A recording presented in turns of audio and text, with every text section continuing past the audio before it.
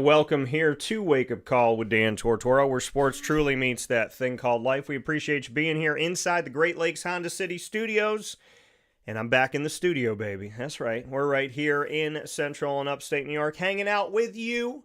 And we were just down in Charlotte, North Carolina, and I was having a good time down in Charlotte, North Carolina, and want to thank the amazing Atlantic Coast Conference for their hospitality in the ACC Kickoff. And as always, I want to thank the American for their hospitality and their wonderful American Kickoff for the first time ever in Charlotte, North Carolina. And these two things were so close to each other that I could walk from one to the other, which was a beautiful thing, as opposed to taking a flight from one to the other. So we'll be discussing my takeaways from the ACC Kickoff and the American Kickoff. 31 teams converging on one city within a 4-day period this past week. So we'll get into that inside the Great Lakes Honda City Studios. We have a ton of specials coming up with you.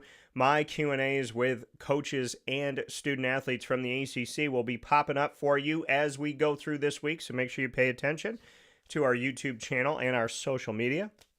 And of course, we will also be having my American Kickoff sit-downs where I have extended conversations with the coaches and student athletes of teams inside of the American Conference. A lot of great stuff coming up. Cannot wait to share it with you. And you are going to have more than enough information to get you ready for college football season. Great Lakes Honda City Studios, like I said, 7140 Henry Clay Boulevard, Liverpool, New York. Open Monday through Saturday for sales and service. Do not miss a moment. And get out there today to find your next ride and take it home. New and used, lease and buy at Great Lakes Honda City. Get a sneak peek by going to greatlakeshondacity.com. And I might be a little bit biased because I've been buying it for a while, but the new CRV, I love CRVs. The new look Honda CRV is absolutely, in the famous words of Jim Carrey, smoking, in my opinion. So make sure you go out and check it out today. We are with you up and down the East Coast, the Midwest, the West Coast, and all around the globe on YouTube.com, Facebook.com, both /WakeUpCallDT. And we are also on internet streaming radio on wakeupcalldt.podbean.com. So however you're connected to us, thanks for hanging out Monday through Friday from 9 a.m. to 11 a.m. Eastern Time. If you miss a moment or you want to play it back, go to Amazon Music, Audible, iHeartRadio, iTunes and Apple Podcasts, Player FM, Podbean, Podchaser.com, Podvine, Spotify, TuneIn, and YouTube. All you have to do is search Wake Up Call with Dan Tortora, or one word, Wake Up Call DT. You can also ask your Alexa or Google Home device to play the latest episode of Wake Up Call with Dan Tortora, and they will proudly do that for you. So make sure you do that today. And wherever you are listening and watching us, follow and subscribe. It is free, and I made it free. I didn't have to, but I made it free because I wanted it to be accessible to everyone. In a world where everyone's reaching into your pocket trying to get your money, I wanted to do something a little bit different where you and I can stay connected, and you're not going to have to worry about another bill to have to pay. So thank you for your love and support over the years. You have absolutely no idea how much it means to me, and I appreciate it tremendously. With that being said, we are inside of our first day of the week, and we're starting things off. It's the final week of July, believe it or not.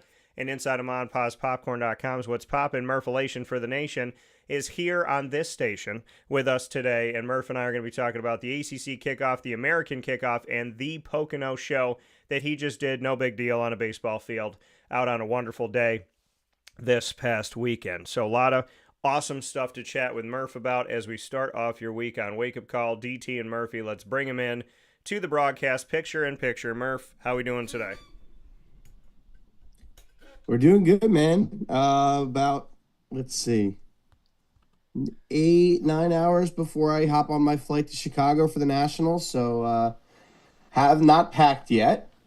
We talked about that briefly before we hopped on here. So I got some stuff to do today. I got to run around a little bit, and I got to pack. So yeah, it's been good. We had a really fun weekend at PNC Field. We'll talk more about that later. But I think the best part of the weekend was the release of Happy Gilmore 2.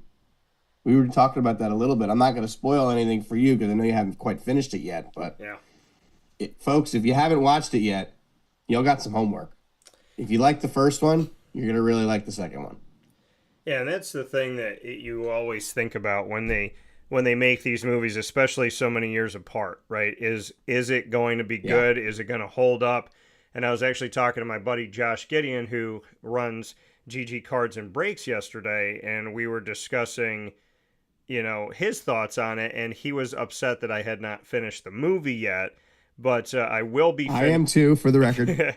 I will be finishing it soon. It's just not finished at the moment, but it will be Should have finished. finished it on the plane. Yeah, well, I listen. I had stuff to do. I've been working. I'm probably gonna watch it again on the plane tonight. I've been exhausted, but it will. I will be watching it. I am excited to see it for sure, and look forward to seeing what I have not seen as of yet. So, but I mean, I will say it is cool to see it again. It is nice to see what's going on and, how this is all coming together. So I definitely can't say enough about how I like that it's back. Like, I like that we're seeing it again. I definitely look forward to, like I said, finishing the movie, but ultimately the fact that the movie is here, I think is good for everybody involved because I am a fan of Happy Gilmore, and I do think that it's good for you to go back and watch the original and then to definitely watch this one. And Adam Sandler does a great job of cameos and getting his friends in movies and getting a lot of people to show up in really cool cameos. So I will say, if you're not an Adam Sandler fan, well, I would still suggest that you give him a shot and give this movie a shot. And it's really, really cool how he involves the golfing by giving nothing away. I love how he involves the golfing worlds in today's golfer. So I will say that he actually does a really Yeah. cool job of like bringing that together without giving anything else away. And I think I suggest that you do watch it on Netflix. And I just watched Just Go With It, which I've seen that movie a bunch of times, but I watched it like twice in the last few days because it's been on television, and I just think it's a really good movie. And I'm a Jennifer Aniston fan. Brooklyn Decker's in the movie. His buddy Nick Schwarzden is in the movie too, and he's really funny in the movie. So you definitely should check out if you've never seen Just Go With It. But yeah, I mean, in the golf world, That's a good one too. I think the golf world is better off with Happy Gilmore, and I definitely would love that Happy Gilmore be a real person. I would say that. Oh, that'd be so cool. But yeah, like I'm not gonna spoil anything for anybody if they haven't seen it yet. I actually watched it. I stayed up till midnight to watch it, and it turns out it didn't come out till 3 a.m. Eastern time. So I went to sleep. I ended up waking up at like 6:30 because I couldn't sleep because we had some stuff to do for the show that day, and sure enough, I woke up and watched it. And all I will say is that I was very upset by the first 5 minutes, and I know we talked about that. You agreed with me, and I won't say what happened. I just say I was very upset by the first 5 minutes, but the rest of the movie was awesome. But the amount of cameos that were in there, and the cameos that you don't need to. I don't need to spoil what they are, but Yeah. the amount of people that were in it, like we've seen most of the people that are in this movie, like all the golfers that were in it, Scotty and Bryson and Rory and Xander Schauffele and even all the older guys and Jack Nicklaus and Fred Couples, Lee Trevino and Sir Nick Faldo. Keegan Bradley's in it, even though he doesn't say any lines. Jordan Spieth's in it. Justin Thomas, Will Zalatoris, who, if you didn't know, there was a little gag when Will Zalatoris was playing his best that he looked a lot like the caddy from the original Happy Gilmore. Yeah. And I think they did an awesome job playing off of that, and it was hilarious. Will Zalatoris was hilarious in this role. But yeah, like you had Nelly Corda was in it. You had Charlie Hull was in there. Paige Spiranak was in there. There was the cast and character. Even Eminem had a little cameo, which we thought was hysterical. And I think the best part was the fact that finding out after the fact that Adam Sandler was almost afraid to ask Eminem if he wouldn't do it. And apparently Eminem was all for it. He thought it'd be a lot of fun. He refused to take any payment for it. He thought he just did it out of the kindness of his heart because Adam Sandler's a good friend of his. And I think the movie was better off because of it. But yeah, it was really cool. Dwayne Wade was actually one of the characters at the end. You'll see, you wouldn't recognize him with the costume he's wearing, but he was in the movie. I believe they said it was Dwayne Wade. So was Becky Lynch. She was also in that part of the movie. I'm not going to spoil anything about it, but she was in there too. Yeah. You spoiled all the cameos, but didn't tell the story. I'm going to tell you everybody that's in the movie. Exactly. I'll tell you everybody that's in the movie, but I'm not going to tell you the story. Yeah, because you want to watch the movie. You just expect because the amount of cameos that was in it was unbelievable. It was unbelievable, and they did such a good job. And you know, as somebody who's watched the original Happy Gilmore movie, no less than 1,000 times, I was really looking forward to this. And you kind of knew it was either going to be really good or really bad. There was no in the middle. And you know, there were some spots where it was a little corny and everything, and they're going back and paying homage to the first one, and you know, but to see the story evolve and get, you know, see what happens after the original film in the beginning, and see everything that goes on afterwards, and then the new plot and everything was really cool. It's a shame that Carl Weathers didn't live to see it. I know Adam Sandler said that they had a big role written in for Carl Weathers. It was gonna kind of be like a like how he goes to his happy place in the original movie, and he has the flashbacks and stuff with Chubbs, and that was kind of going to be a lot of what it was going to be. So it's a shame that Carl Weathers didn't live to see it. But yeah, it was a great movie. Highly recommend it. And yeah, I will probably watch it again on the plane tonight. Yeah. So, I mean, I have to finish it. I'm like 2/3-ish through, or maybe halfway through. Maybe probably a little over halfway through. But I do enjoy, and there was so much inside of me at the golf tournament that you and I were at with my dad and Mike, that every time I stepped up to the tee, I wanted to do the Happy Gilmore. And so there's just something about, I would have loved it if you did that. Just wanting to let and it knowing fly you would have absolutely striped it, and that would have became your swing. Yeah. So that to me, it's not far off for sure. And I love it. And he loves his putter, and I love mine. So there's a lot to be said about that. We are here inside Wake Up Call with Dan Tortora in the Great Lakes Honda City Studios. It is time to speak on the ACC Kickoff. Murph, I'll defer to you to kind of lead the charge because I was there on site on location. So to kind of lead what you would like to kind of navigate through or talk about and whatnot as we assess the ACC Kickoff for the Atlantic Coast Conference. 17 member schools as of last year, their most membership ever in the history of the conference. The reason why they have 18 members and only 17 member schools is Notre Dame is a member in everything except for football. So everybody was on site. It was 3 days long. The commissioner spoke on the first day, Jim Phillips, 5 teams after him, and then 6 teams on Wednesday, 6 teams on Thursday before we wrap things up. Mark out all 17 on your bingo board. So I'll let you lead the charge here, Murph. I mean, biggest thing I think the big elephant in the room was how was Bill Belichick with North Carolina? That's got to be the elephant in the room. Yeah, I want to give a shout out to Adam here who just wrote in. He was out there doing his thing and for Herb FM Sports Radio, and he said, sure had a blast in Charlotte, DT. Always a pleasure to see you. Have an amazing day. So you too, Adam, thank you for your support. My support goes right back to you.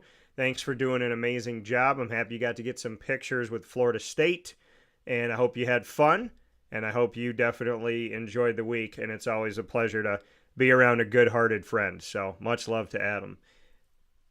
Bill Belichick, so there's a lot of things I have to say about this, and I'll start with the fact that it's very funny. I don't want to say it's funny, but the media has a way about it. Not everybody. There was those of us that were in the room working, but there was people that weren't there for the ACC kickoff. They were there for Bill. And they weren't there for the conference. They were there for Bill. And they weren't there the first 2 days. They flew in and came to see Bill. And Naturally, it was so like Hollywood red carpet. As the days went on for the ACC kickoff, security got more and more like focused because he was on the last day. On my mom's birthday, by the way, who shares a birthday with Kyron Drones, the quarterback of Virginia Tech. Shout out. And if you go back and watch my videos, Kyron gives my mom a shout out. So looking at how it went from day 1 to day 2 to day 3, the security, the fact that there was like ropes that came into the escalator, everything was tightened, there's people everywhere. I decided, because you have a break after each session with a team, and I stay in the press room and I'm in the front row. And so I'm doing my work, and I told the guy next to me, shout out to Mr. Bombo, and I had a great time sitting with him and getting to learn about him and him me, and built that, the starting of a friendship there. So Joe and I were sitting there, and I told him, I said, I'm not moving. I said, I'm not moving to give any. I was like, all my stuff is here, but I don't want anybody to even have thoughts that they're going to come up here and sit here. Because I was right in front of where Bill would be. And Bill can, like, where I sit, they might not be able to see everybody because of the lights, but you can, like, they can have a conversation eye to eye with me. Like, they're above me, but we can, like, catch eyes and just talk. And it's kind of cool because Dabo, every year, it's like he'll be answering somebody else's question, and he's looking at me, and he's right there. And I feel like it's just me and Dabo talking, which is always fun. And we got to do that, and I'll get into that later. But so I'm in the room. Let's say it's because they were coming up at 2 o'clock, I think. So let's say it's like 1:43, and it's still relatively fine. And then like 1:45, 1:47, people start coming in like 13 minutes before. They line up their cameras all along the wall on the right side. They're in the back. They're everywhere. Everywhere.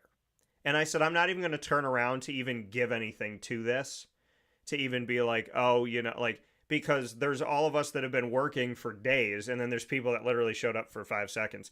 And I'm not trying to knock, like, hey, you do your job the way you want to do it. I'm just not the person to go, screw all the other coaches and players. I'm just here to see you. And we'll talk about why I bring this up, too, even more so in a minute. So they all come in the room. It hits 2 o'clock. Trip Durham goes up, and he's moderating. He speaks. Murph, I've been going to the ACC kickoff for more than a decade. I've never been in a room where a pin could drop. I've been close, but I've never been in a room. He spoke, welcome back to the ACC kick, and the whole room, dead silent. Nobody moved because they're waiting. And the coach is supposed to come in on the right side. And every coach came in on the right side. Where did Bill come? The left side. So Bill comes in on the left side, and it's quiet. And he walks up. I got a great walk-up thing from him. I think it's really cool. And so I got him walking up onto the stage. Dead silence. You're just hearing his feet. Just hearing his feet. Comes up to the podium, does his thing, and does a really big intro. And they didn't know, like, is he going to do his intro? Is he not going to do it? Is he going to answer questions extensively, or is he just going to answer them with a couple words? Well, Bill was great. Bill was fun. Bill was excited. Bill was smiling, joking around with the guys, bumped fists with one of his players. Like, he was having a good time. First question in the room, I got to ask. Room's totally silent.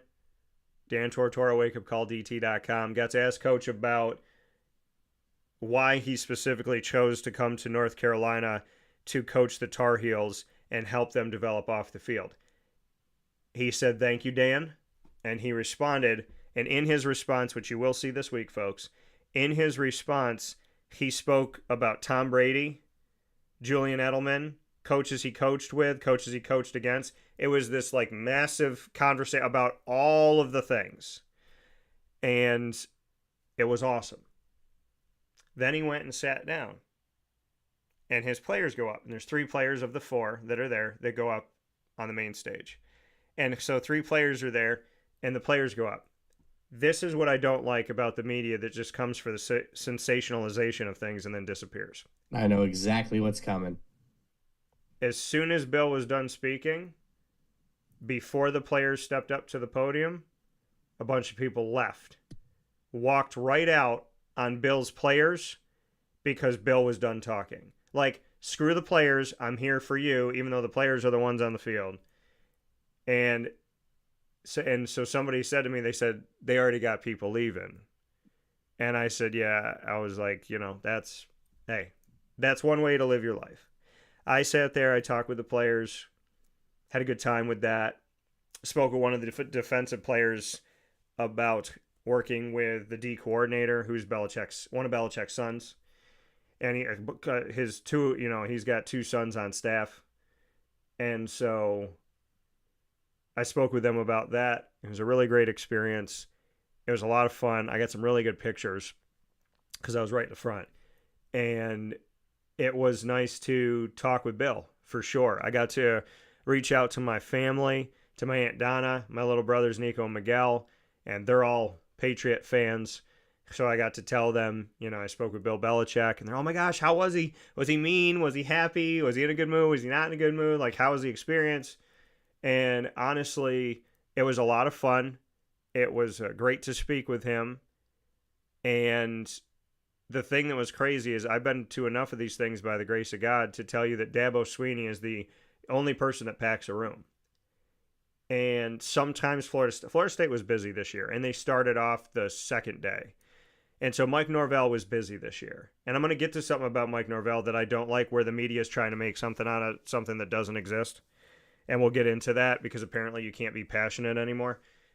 And so Dabo was busy. Dabo was busy, for sure. And he answers his questions in an elongated fashion. Like, he gives you a lot of thought and he gives you a lot of feeling. And so media probably loves that. Yeah, no, he's wonderful. And they give him good quotes for their articles. Yeah, no, he's great. So yeah, Bill packed the room more than Dabo this year, I will say that. And never heard a room that quiet.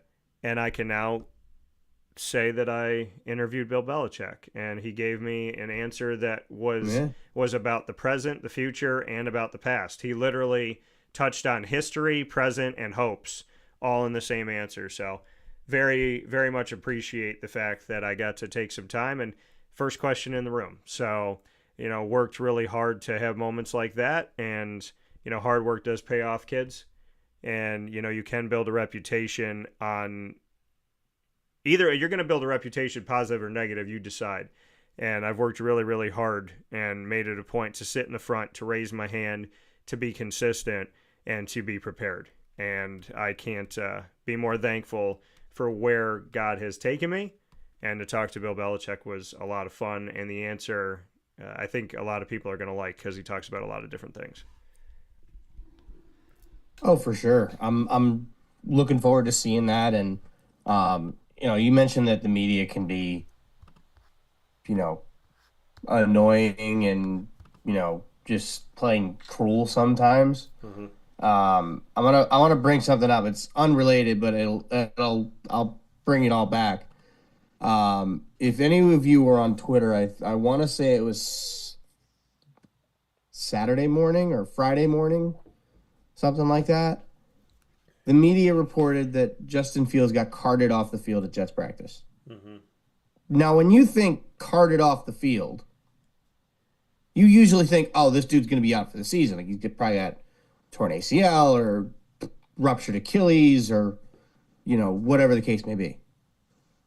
Story comes out later that somebody stepped on his toe and he had a dislocated toe.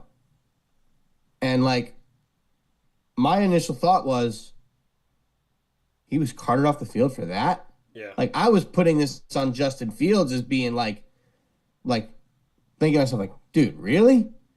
And then the more it came out about it, it just said he rode in the car, which, all right, that makes sense. So, you can't get on Justin Fields for that. So the more I think about it, it's the media really just It's like, what the hell?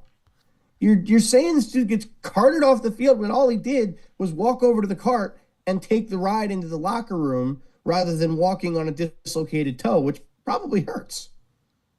And then you come back to, and like I said, bringing it all back to what you said happened at the Bill Belichick presser. These guys fly in, cover Belichick, don't even give a crap about his players, and then they get up and leave the room. Mm-hmm. The media is cruel, folks. It really is. The sensationalization. They will sensationalize things. They will mess with your head. They will give you not all the facts. Yeah. And scare the bejesus out of you. I saw that notification come across from Adam Schefter, of all people, from ESPN. Adam Schefter tweets that he got carted off the field. And I'm thinking, we already were going to suck. Now we're really going to suck. And then all we find out is he's got a dislocated toe and whatnot. And I'm just like Shefty, that is just ridiculous, dude.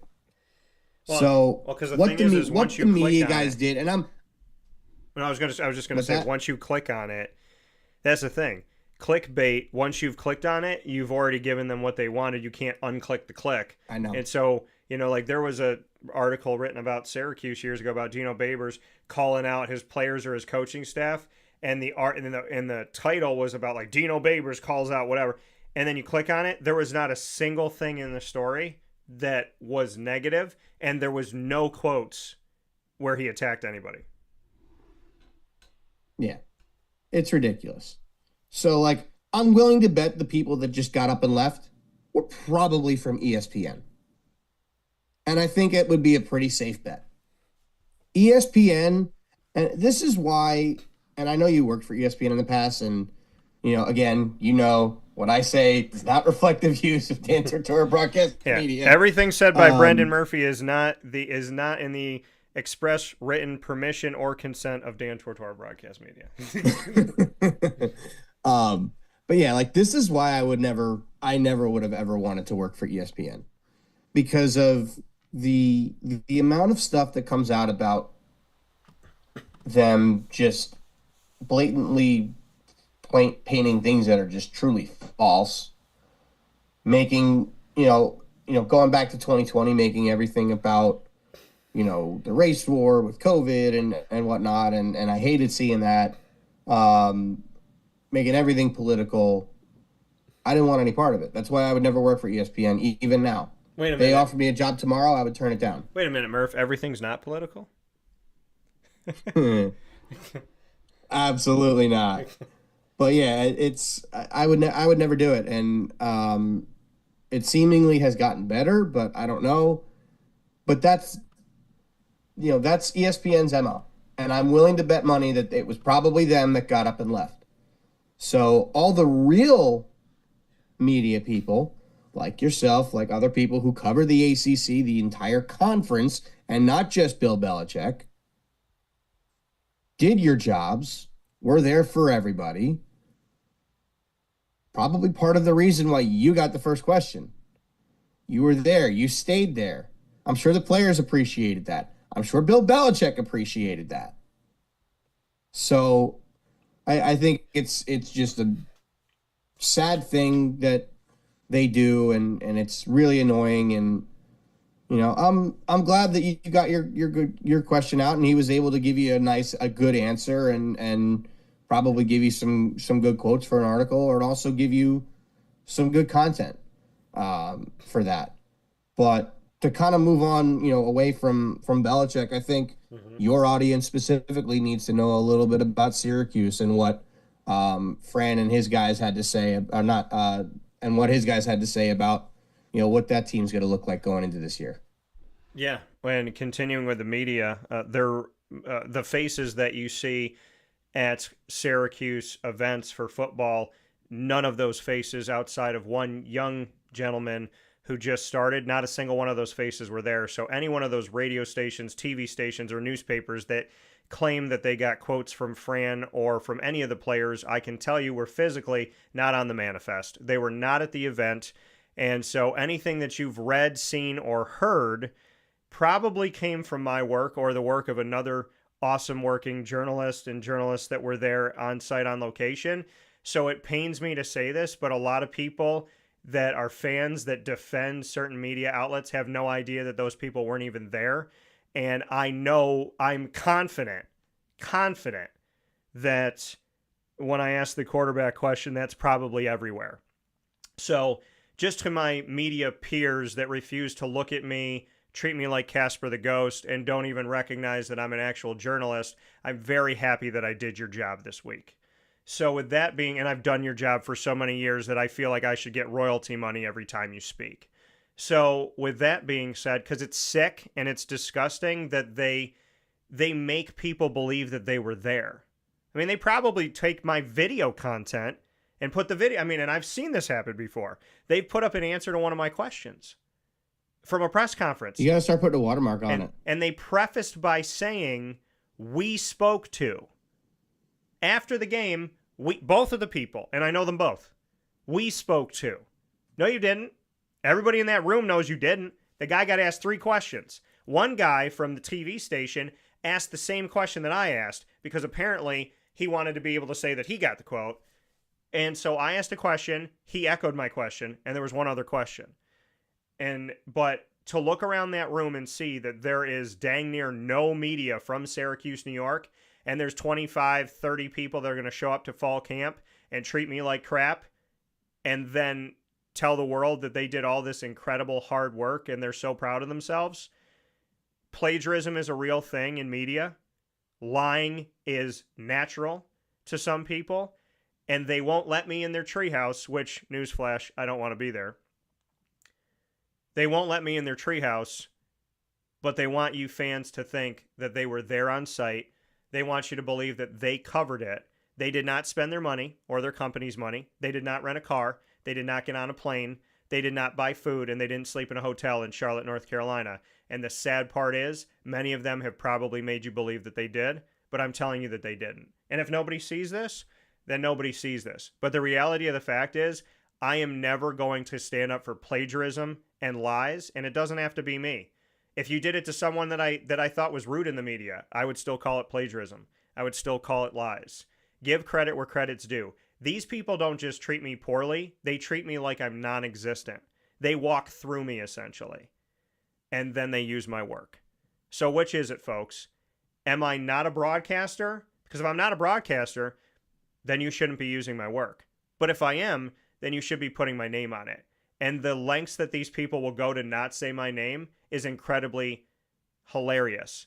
One longtime reporter said, someone in the room asked a question. Someone. Just a voice. She stood next to me and known me for over a decade. I've held the door for this woman. We're in tiny rooms where you know everybody's face. So just so people know about the truth of the media and the truth of my hometown media, there are disgraceful people that live in my city, and I wish that you would leave. I really do. I don't even want to say I wish that you would leave. I think you should leave. I think honestly, if you're going to continue to plagiarize, you should leave the profession. If you're going to continue to lie, you should leave the profession. If you're going to continue to eat off of other people's plates, you should leave the profession. Because if you think that what you were taught in school was to lie, cheat, and steal, shame on your teachers and shame on you. Because there is nothing inside of my heart or my brain or my soul that could live with myself if I handle myself the way that these people do. And the thing that is funnier than anything is when they are in the room, they plagiarize off of me. But what's even more crazy is they weren't even in the room. So anything that comes out of their mouth is from somebody else's work, mine or somebody else, somebody nationally doing work like I do. But that's the thing. I'm not Syracuse. I'm national. I'm international. That's what I've worked to be. That's what we do. That's what I am. And I preface all of that because I asked the quarterback question that everybody wants to know. And I know I'm going to be at fall camp and someone's going to go, well, you said this about Ricky Collins and Steve Angeli. Who'd he say it to, sweetheart? Who'd he say it to? But my question was, and I had a conversation with Isaac, who does Tortora and Elford, the day before I talked to Fran Brown, the head coach of Syracuse, and Fran answered my question the same. He said exactly what Isaac and I said on the phone. I said, I'm going to ask him about the quarterback situation because I think it's an open competition. But knowing Fran and how he runs practice, I think every position is an open competition. When you go back and you watch this response, Fran, and also that too, for everybody stealing my work, you know I air the stuff where I ask the question and you hear the answer. So for all of you that cut me out like you always do, people are going to hear the truth. Just like when ESPN and Fox and a bunch of other networks reported on something that I talked with Rex Ryan about, and then I put the actual thing out there, and I was trying to get a job, and I went to this one guy, and he said to me, he goes, I know that quote really well. He's like, that was your question? And I said, yeah, isn't that amazing? Nobody knows who asked the question, but everybody knows the response. So when I talked to Fran about the quarterbacks, I said, you have Ricky Collins Jr., you have Steve Angeli. What are your thoughts on going into the fall? He said it is an open competition. And he said that every position on the field is an open competition. And he literally said exactly what Isaac and I said. Not only is the quarterback an open competition, but if you're a starter and you come to work and you don't work that day, you could lose your job that one day. You can't take a day off on Fran Brown's team. So we talked about that. I spoke with Dan Villari, who has a crazy story.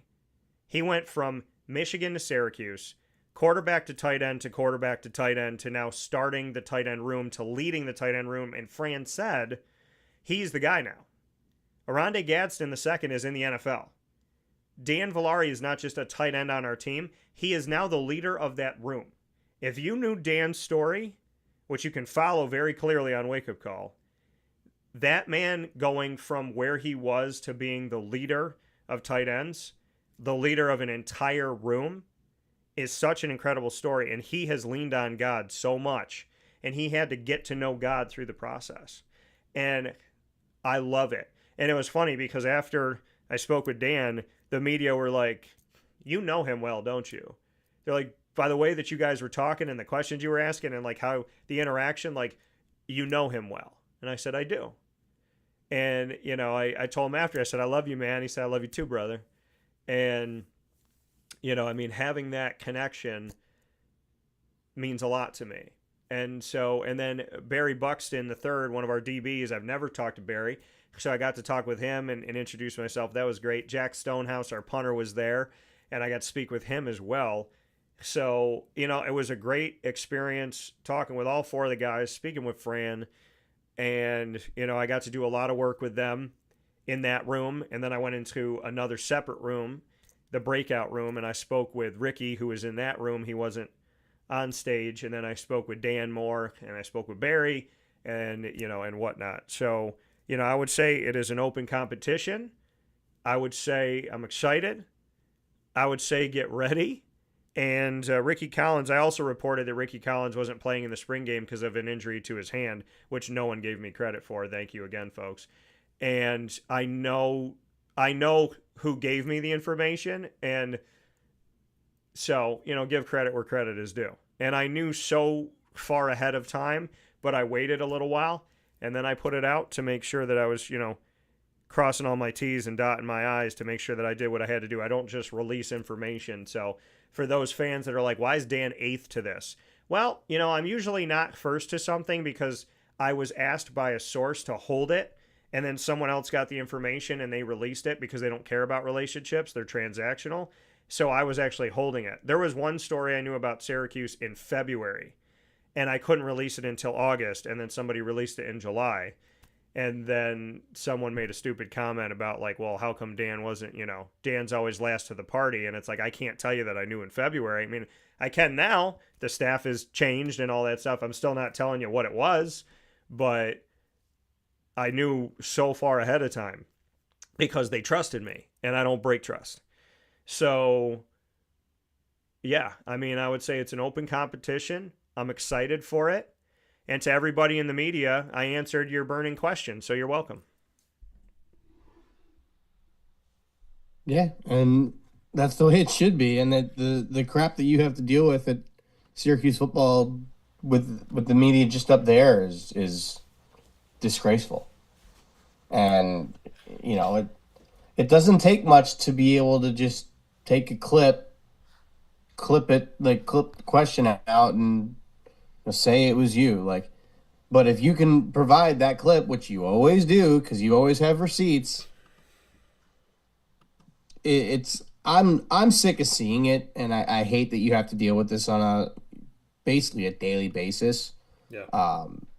So it's horrible, and I don't want to take up too much time on this because I know we've talked about it at nauseum with the media up there, but I'll kind of move on from that. And if you look at just expectations in the ACC, and it's basically Clemson is essentially, I don't want to say a shoe-in, but basically a shoe-in to win the conference according to most sports books. And I'm just curious to see if see what your thoughts are on maybe teams like Miami or teams like Louisville or SMU that could upset Clemson and go out and win the conference, even maybe UNC. So I mean, is there a team outside of Clemson that you can see maybe outside of Clemson and Miami, because Miami's the second favorite, and it's basically they're expecting it to be Clemson and Miami. Miami now obviously going to be quarterbacked by Carson Beck. Just to kind of get an idea of what your expectations are for maybe you have Clemson and Miami versus the field. Like, can you see one of those teams from the field going out and making a run at the conference championship? Yeah, just kind of based off what you saw this week. Yeah, well, I mean, just looking at quarterbacks, Grayson James is at Boston College, and there's a quarterback battle at Boston College right now with him and Dylan Lonergan. And then, you look at Darian Mensah, who comes from Tulane, who had a great one season at Tulane, but in the world of the portal that we live in today, he's now at Duke. Tommy Castellanos, who I interviewed with BC, is now at Florida State. He was at UCF before that, so kind of crazy, 3 teams that I've covered. Haynes King at Georgia Tech, he's a hell of a player. By the way, Haynes King, like, he said one of the greatest quotes, like mic drop quotes of anything, rivalry-wise. He said he was saying it, and I have it I have it down in my notebook, but he spoke about, he was talking about Georgia. And he was like, it's to the hell with, he's like, to the hell with Georgia is what he said. And I was like, I just love that he was just in it to win it. And then Miller Moss, this is a crazy story, Murph. Miller Moss was in the Holiday Bowl in 2023 as a USC quarterback. He played Louisville. He beat Louisville. They won 42-28. He had a record-setting Holiday Bowl 6 touchdowns against Louisville, and now he's on Louisville. So that was really crazy to see for Miller Moss. Carson Beck, I got to speak with Miller. I got to speak with Carson of Miami now. Carson Beck could have gone to the NFL draft, getting over an injury, coming out of Georgia. Now he's in Miami. Cam Ward, the number 1 pick out of Miami, is no longer there, so that opened up the spot. CJ Bailey is at NC State. And Eli Holstein for Pittsburgh. He came over from Alabama last year. Kevin Jennings from SMU has been awesome. Chandler Morris at Virginia. And then Kyron Drones of Virginia Tech. They did not put a single Syracuse quarterback on this list. So, because I vote in the preseason poll, so I have to vote position by position and then vote I have to rank the teams at the end of it all. There is no Syracuse quarterback on here. So, and of course, Cade Klubnik from Clemson. Cade Klubnik's been in it for a while, and they wanted Cade Klubnik's head. They wanted that man's head. And now all of a sudden, I feel like this year people are going in going, I think he's going to be a leader. I think he's going to be a pretty darn good quarterback. And I was like, isn't that something that if you pay attention long enough, you see that people change their tune? And it's funny because players keep receipts too, and so do coaches. It's not just me. So looking around that room, they're like, I know you said I was crap. Like, I know you said, and it was funny because Jordan Travis had talked about that. Like, first 2 years, everybody wanted to run me out of Florida State. Now, all of a sudden, like, you hear he said something along the lines of, like, you hear the boos, and then, like, you hear the cheers, And he didn't forget the fact that the boos were a very real thing. So, just so you know, people do not forget this stuff, and they absolutely keep receipts. So, I mean, when I look at this conference, I think that Louisville can make things interesting. I think they were a couple steps off of doing that last year. I think Clemson obviously can do some things. North Carolina, it's going to be interesting. They do have like a uniquely set up schedule where they have a week off. They play Clemson and then they have a week off. So their bye weeks are around Clemson. So it's like take an extra week to get ready and then take a week off and celebrate or, get over being sad. But not everybody gets to play Clemson on an island where you have a break and a break. And so I think that's good for North Carolina. I think North Carolina is going to be probably somewhere middle of the road. And that's not a knock on anybody. It's just, I mean, they have 70 new players on their team. I'm talking to coaches and talking to people about teams that have 50 some odd new players, 60 new players, 70. North Carolina has 70 new players and a new coaching staff. 70 players. There's like 100 something scholarships. So that's like 70% of your roster's new. That's insane. So, Bill Belichick's working on that. And I mean, I like Clemson. I really do. I think Mike Norvell, and I listen, I've talked to people about Mike Norvell for almost a decade now. 4 years at Memphis, all his time at Florida State. You pissed off the wrong man. And he is a good man. He is a hardworking man. He is someone who is good to his people. He went from Memphis, and I had all this accessibility, to Florida State, where they want to like gatekeep, and they're very, very strict because obviously a lot of people want to talk to him. I went to his handler and I said, hey, I've known this man for 8-9 years now. I said, you can ask him yourself. I want to talk to him for just a couple minutes. I want to ask him a couple questions. And if you want to know if everything I'm saying to you is true, you can literally ask Mike. Like I have Mike's cell phone. I text Mike. We talked during the draft. You were with me when I texted him. And when there was the shooting at Florida State a few months ago, I shot a message. I texted Mike, made sure him and the team were okay. So, and I don't report any of that stuff because it's not about that. It's about checking on a friend. Well, it's not necessary. Right. Yeah. But anybody else would have been like, Florida State team, blah, blah, blah. And it's like, no, that's not why I texted Mike. I texted Mike because I wanted to make sure that he was good. Are you good? Are the guys good? Is everybody okay? Because you hear through the news what's going on and what's the truth. Is there one gunman? Is there 4? Have there been 4 people shot or 7? You go from one channel to the next and one thing is like, oh my gosh, all these people are going to die. And the other thing's like only one person's been injured and they bumped their toe on a desk. So I miss the days where the news used to be report the facts, let people form an opinion instead of report an opinion as a fact. So, yeah, I mean, with Mike Norvell, when he stepped to the podium, and it leads into the answering your question, he was really passionate, and he was the first one on Wednesday, July 23rd, on the second day. He walked up to the podium to make his opening address, and that microphone was like taking some heat. He was loud. He was focused.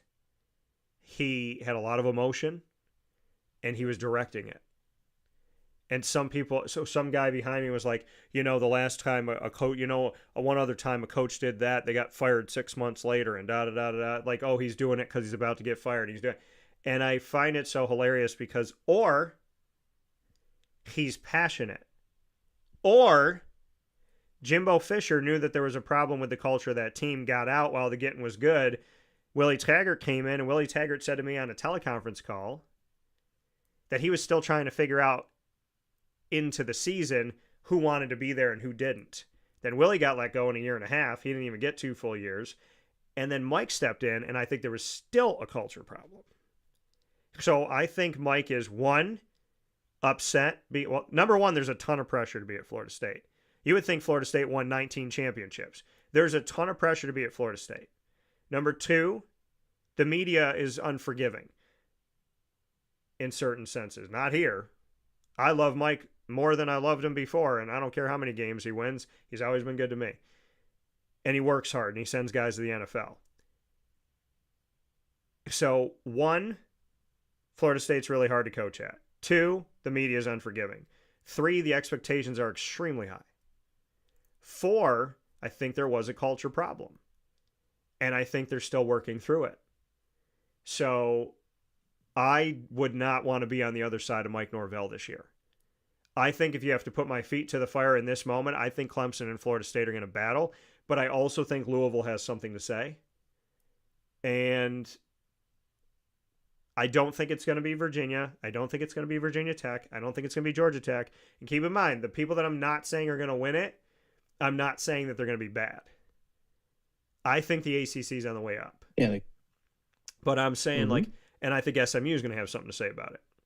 People forget Kevin Jennings. They want to dog Kevin Jennings because he didn't play well at Penn State in the first half of that game.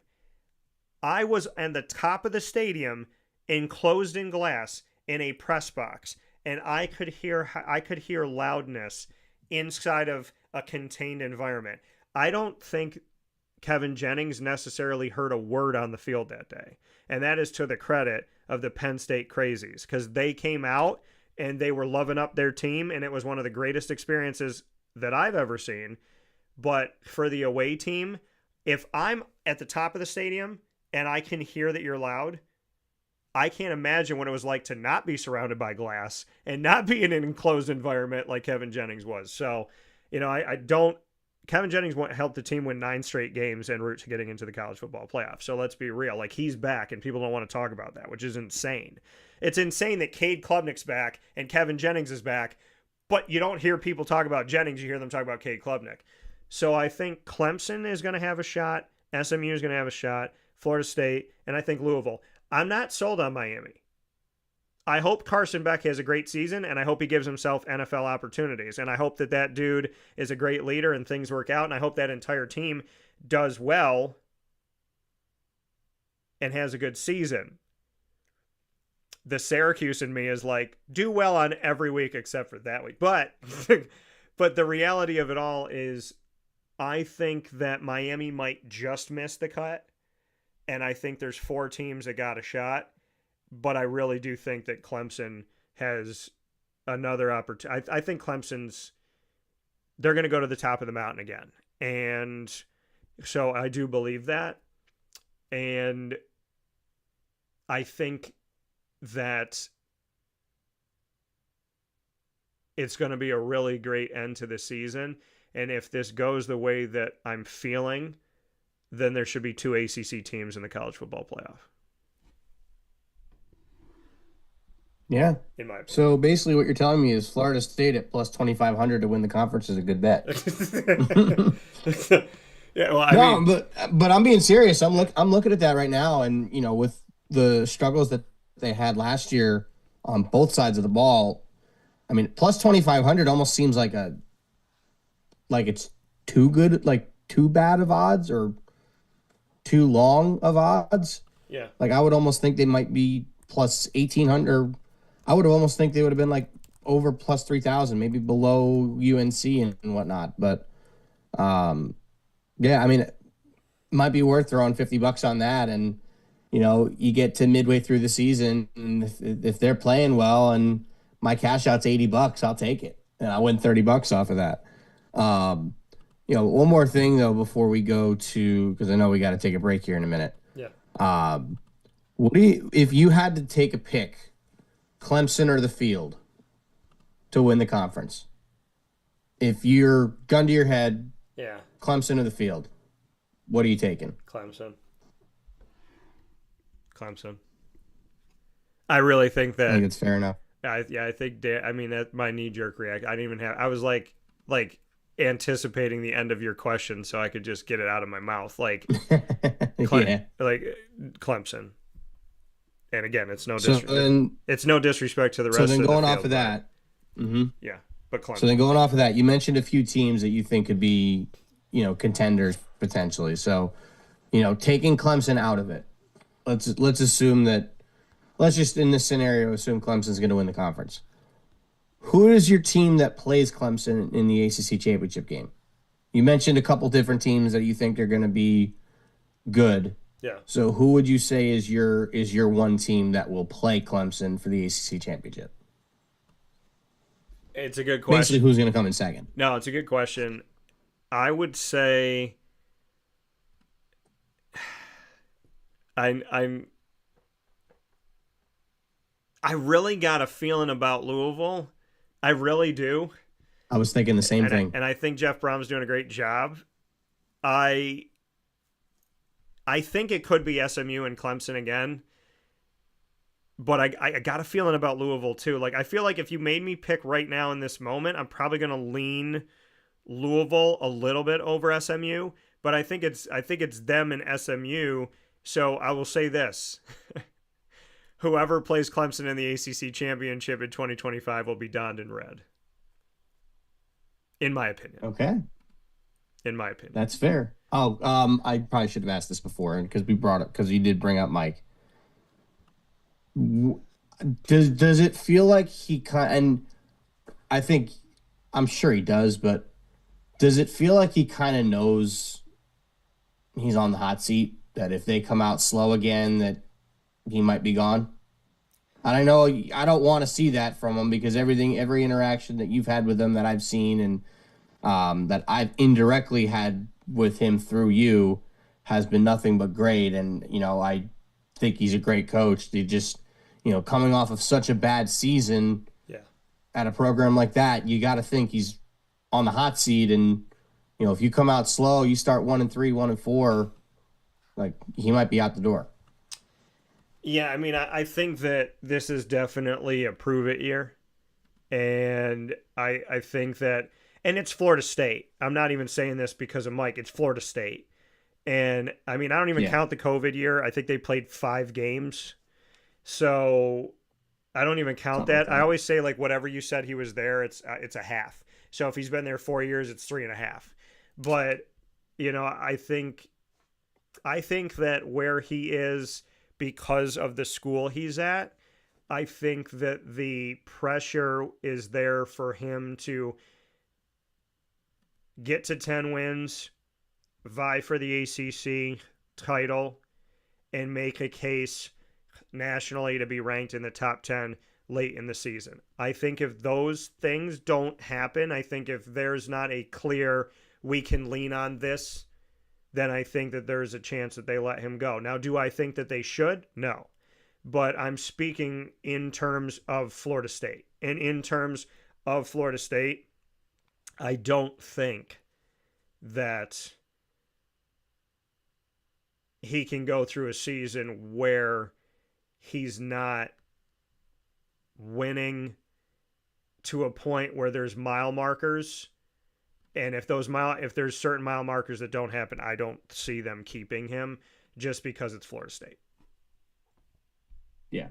I could easily still see him though getting a big job. Like Yeah, he's a he guy that I will. could easily see going to maybe a lower echelon Big Ten or SEC school and being able to turn the program around.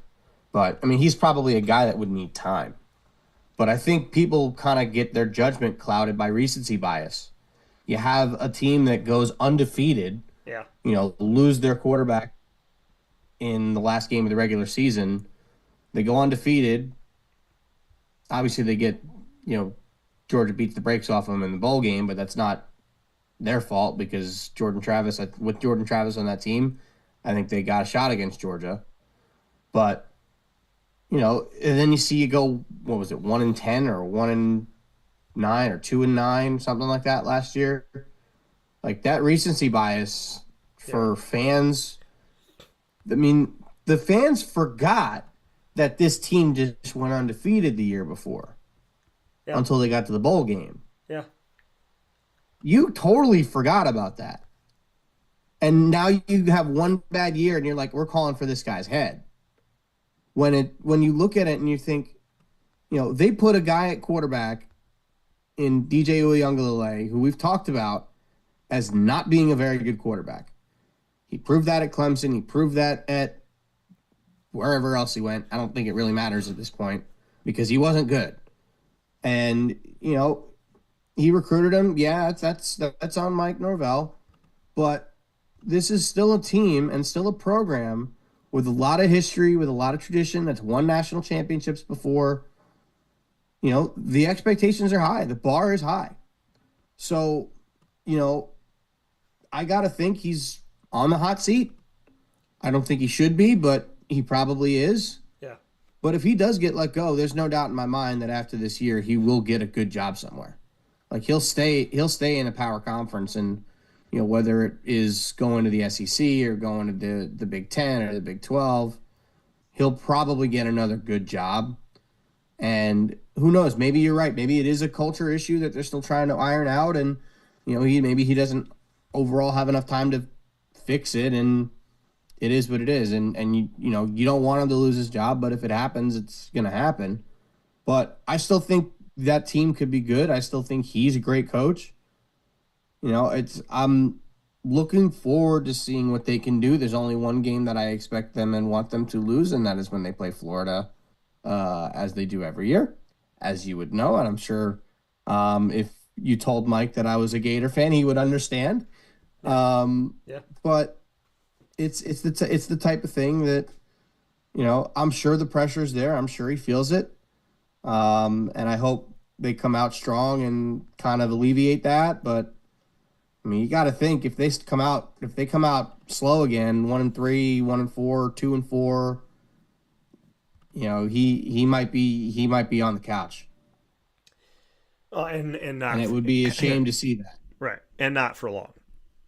Not for long. Yes. I mean, it would just be for the rest of the year. Yeah. And he'll get a job. He would get, listen, if he's not at Florida State, which I don't, you know, hope that for him, if he's not there, then in my opinion, he will still, you know, he is going to be at a program and he's going to do well. He's going to have success.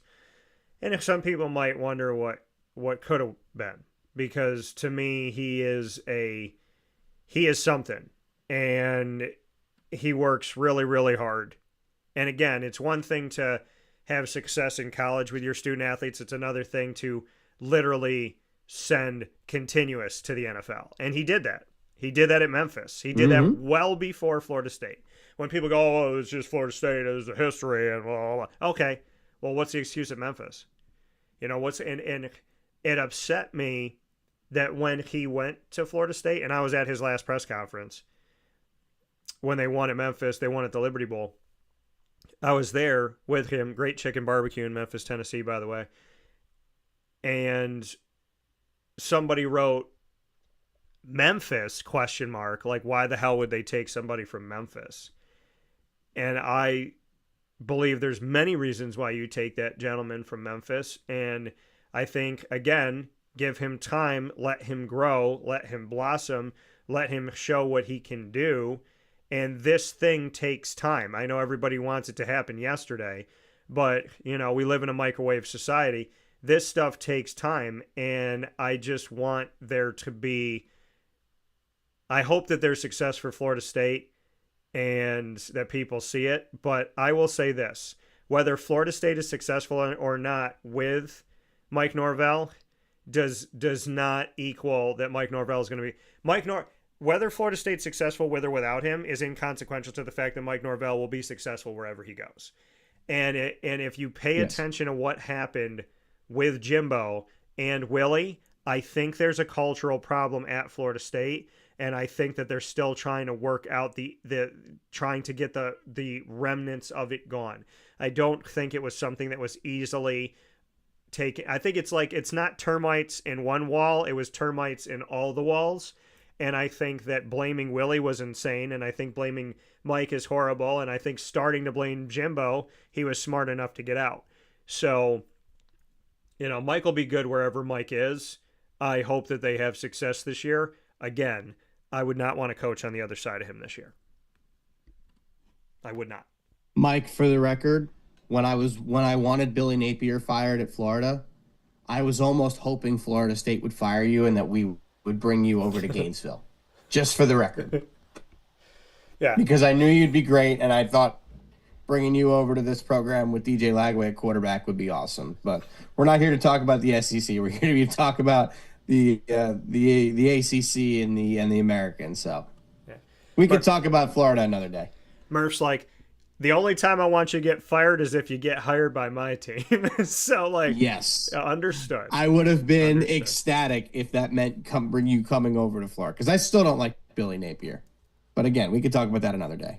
Yeah, Murph is not a fan. But with that being said, we will take a step aside here on Wake Up Call with Dan Tortora. Just so you know, in the studio this morning, as we're talking, I am filling out my ACC ballot. So my ACC picks preseason by every position, along with my predicted order of finish, will all be submitted today before the ballot goes out. And I think the ballot's getting released on Wednesday. I think it might be Tuesday and Wednesday that we're doing it, but I am actually completing my ballot this morning as we're discussing it, and my ballot will be out. By the way, not a lot of respect for Syracuse, because those of you that don't know, in these ballots, they give you certain names to choose from. So some ballots might have 10 names, 15 names. Some might have whatever this one is, which is what, 10? So yeah, so 10 or 15 might have less. So just so y'all know, Syracuse-wise, there's not a lot of Syracuse love in this at all. And by the way, running back output, so much of it is gone from last year's stat leaders. It's crazy.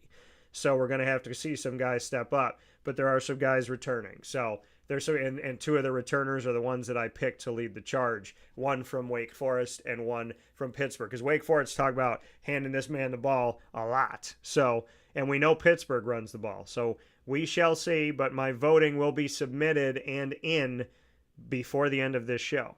We're here on Wake Up Call with Dan Tortora, DT, and Murphy inside the Great Lakes Honda City Studios.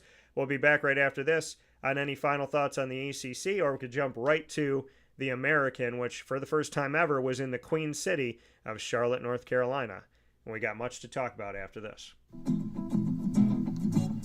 Hi, this is Amy from Mother's Cupboard, home of the whole frittata. We are open daily 6 a.m. to 1:30 p.m. For takeout orders, call 315-432-0942 and tune in to Wake Up Call with Dan Tortora for our monthly food challenge and try our Wake Up Call signature menu item, available 7 days a week. Here at Mother's Cupboard, we are Central New York, and it's our honor to serve you. Ma and Pa's Kettle Corn and Popcorn Factory remind us that every day is worth celebrating at 201 7th North Street in Liverpool, New York. Open Monday through Saturday in-store and always online at maandpaspopcorn.com. Serving our Central New York community and beyond, order anywhere, anytime at maandpaspopcorn.com. Stop in to get a tin at Ma and Pa's on 201 7th North Street in Liverpool, New York to get your half-price refills for the rest of your life. Come to Ma and Pa's for your holiday gift giving for family, friends, employees, and clients. And remember, for fundraising and events, to call 315-450-6272. That's 315-450-6272. Ma and Pa's Kettle Corn and Popcorn Factory. How corny are you? This is Jimmer Sikowski, owner-operator of Chick-fil-A Cicero, 7916 Brewerton Road in Cicero, right in front of the Home Depot. I had a deep feeling that God wanted me to do something bigger with my life and to help people, help others. I kept putting Chick-fil-A in my life, and I realized as I was going through the franchise selection process that positively impacting the lives of others was really core to what we do here at Chick-fil-A. First of all, it starts with the food. The food is brought in fresh daily. We bring in local produce. We prepare to order in the kitchen. We hand bread our chicken. We hand spin our milkshakes. It's great food. It doesn't taste like fast food. I think the second thing is the way people feel when they come in a Chick-fil-A restaurant. It's different. We try to treat people with intentional kindness here, which is very different and deeper than good customer service. And so I think it feels remarkable for most people to come in a Chick-fil-A restaurant. And then lastly, the impact that we try to have in the community is very different. It's a big part of the expectation of every operator of a Chick-fil-A restaurant is that they're actively engaged in their community, they're a leader in the community, and they're making a difference. When they realize that what we're striving to do is to shine a little light in their life. That's a very, very different experience than you will have in any other quick service restaurant. And it's that remarkable experience that I think people will emotionally connect with. Avicoli's restaurant, located on 7839 Oswego Road in Liverpool, New York, has been serving our community for decades. Your place to go for home cooking on the corner of Route 57 and Wetzel Road is just minutes from Liverpool High School. And every single month, Wake Up Call with Dan Tortora is on site, on location, with Liverpool sports, student athletes, coaches, and administration telling their stories throughout the year. We look forward to seeing you on site at Avicoli's for their casual pizza side, their fine dining, as well as their bar. And of course, you can order online at myavicolis.com. That's myavicollis.com. For takeout, delivery, and catering, call 315-622-5100. That's 315-622-5100. Come on into the neighborhood spot Avicoli's, open 7 days a week in Liverpool, New York.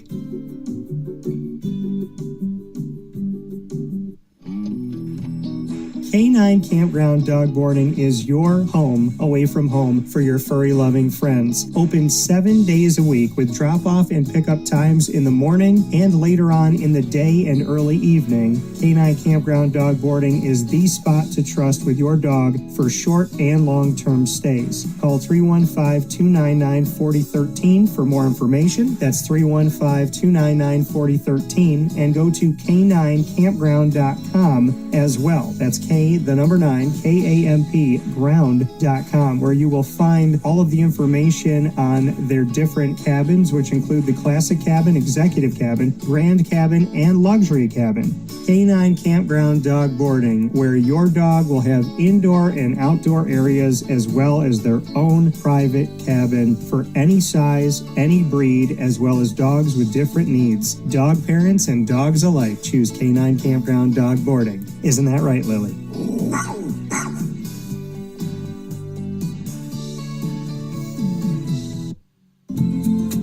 Looking for your next ride? Look no further than Great Lakes Honda City, located on 7140 Henry Clay Boulevard in Liverpool, New York. Serving our community for decades, their new and pre-owned vast array of vehicles are available to you Monday through Saturday on site.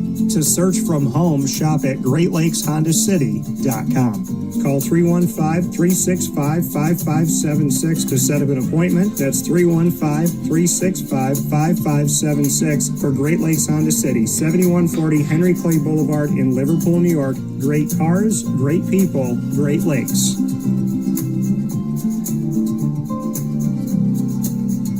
And welcome back here to Wake Up Call with Dan Tortora inside the Great Lakes Honda City studios. DT and Murphy starting off your final week of July.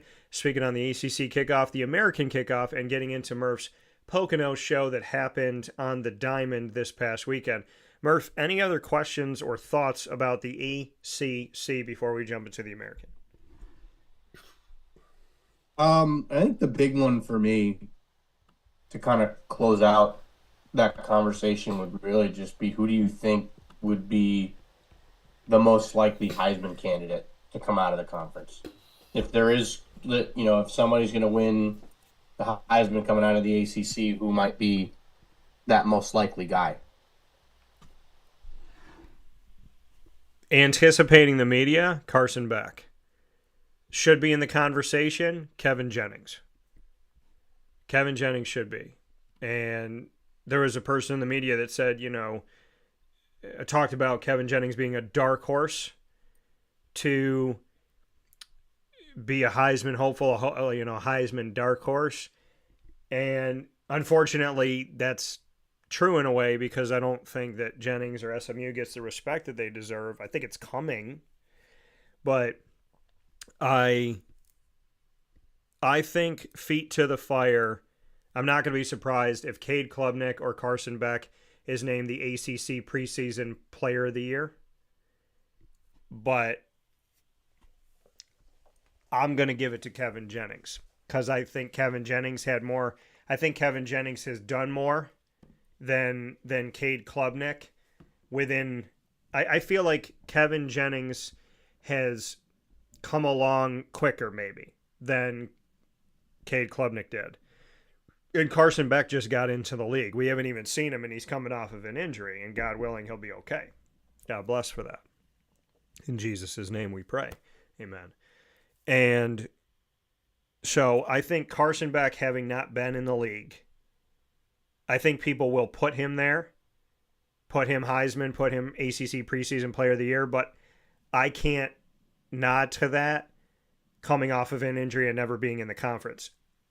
And I can't nod to Cade Klubnik, even though I've been supportive and wanting the best for Cade the whole time. So don't get me wrong here. I'm giving Kevin Jennings a hair above him. But I think that Kevin Jennings, in my opinion, came on quicker. So if I had to choose somebody that I would put in the Heisman run from the ACC, it would be Kevin Jennings. But I think the conversation is going to be Carson Beck. Because the Georgia carryover, I think the national media is going to stay on that. That makes sense. That absolutely makes sense. But yeah, I mean, the American was right down the road too, right across town. Tell us a little bit about that. The crazy thing is, it was so close that when I looked up the directions, it gave me a 4-minute walk. You had to come out of one hotel, literally come out of the hotel, go up a ramp, and walk across the street. It was right behind. So it was very close. It was amazing. I've covered the American since before it had a name and a logo. So we're talking, at least 13 years. And I've covered the ACC for 13. And normally they're in different cities. Always. The American used to be in Rhode Island, which is where the old Big East football was. In Newport, Rhode Island, Goat Island, beautiful. And we had a clam bake, lobster, amazing. So Rhode Island and North Carolina is what I had to do. And then during COVID, the American moved their offices to Irving, Texas. And so the last couple of years I've been doing Texas and North Carolina. And this year, the fact that they decided to come to Charlotte, the American, and putting them both in the same city was so beautiful because I didn't miss anything.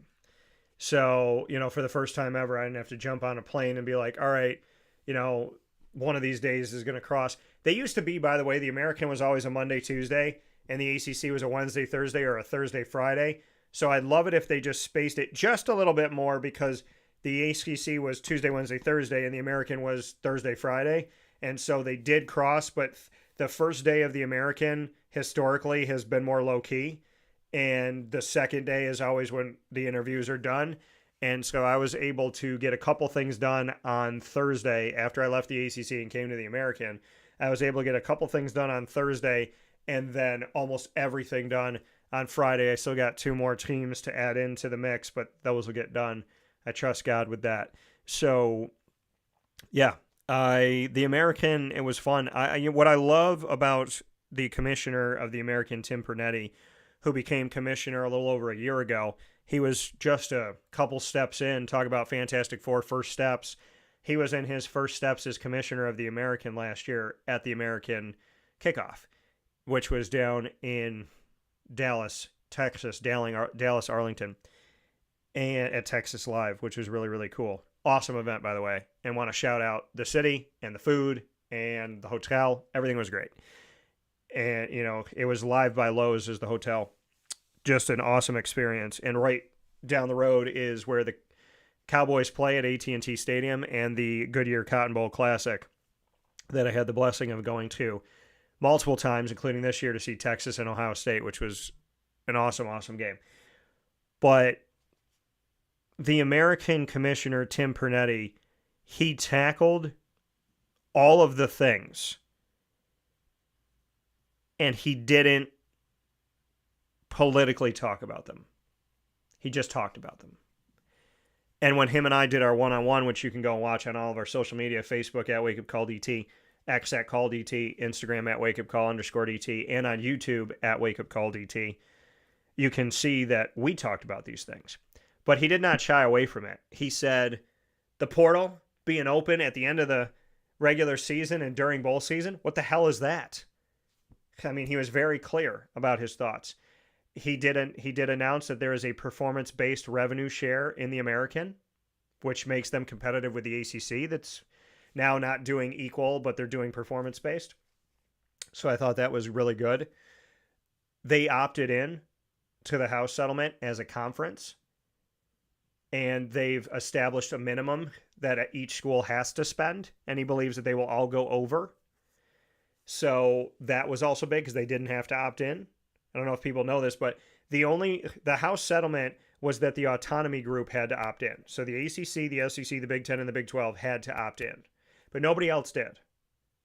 There's 32 conferences. It's not just college football. So there's 32 Division I conferences. Only 4 had to opt in, which means 28 got to make a decision of what they were going to do.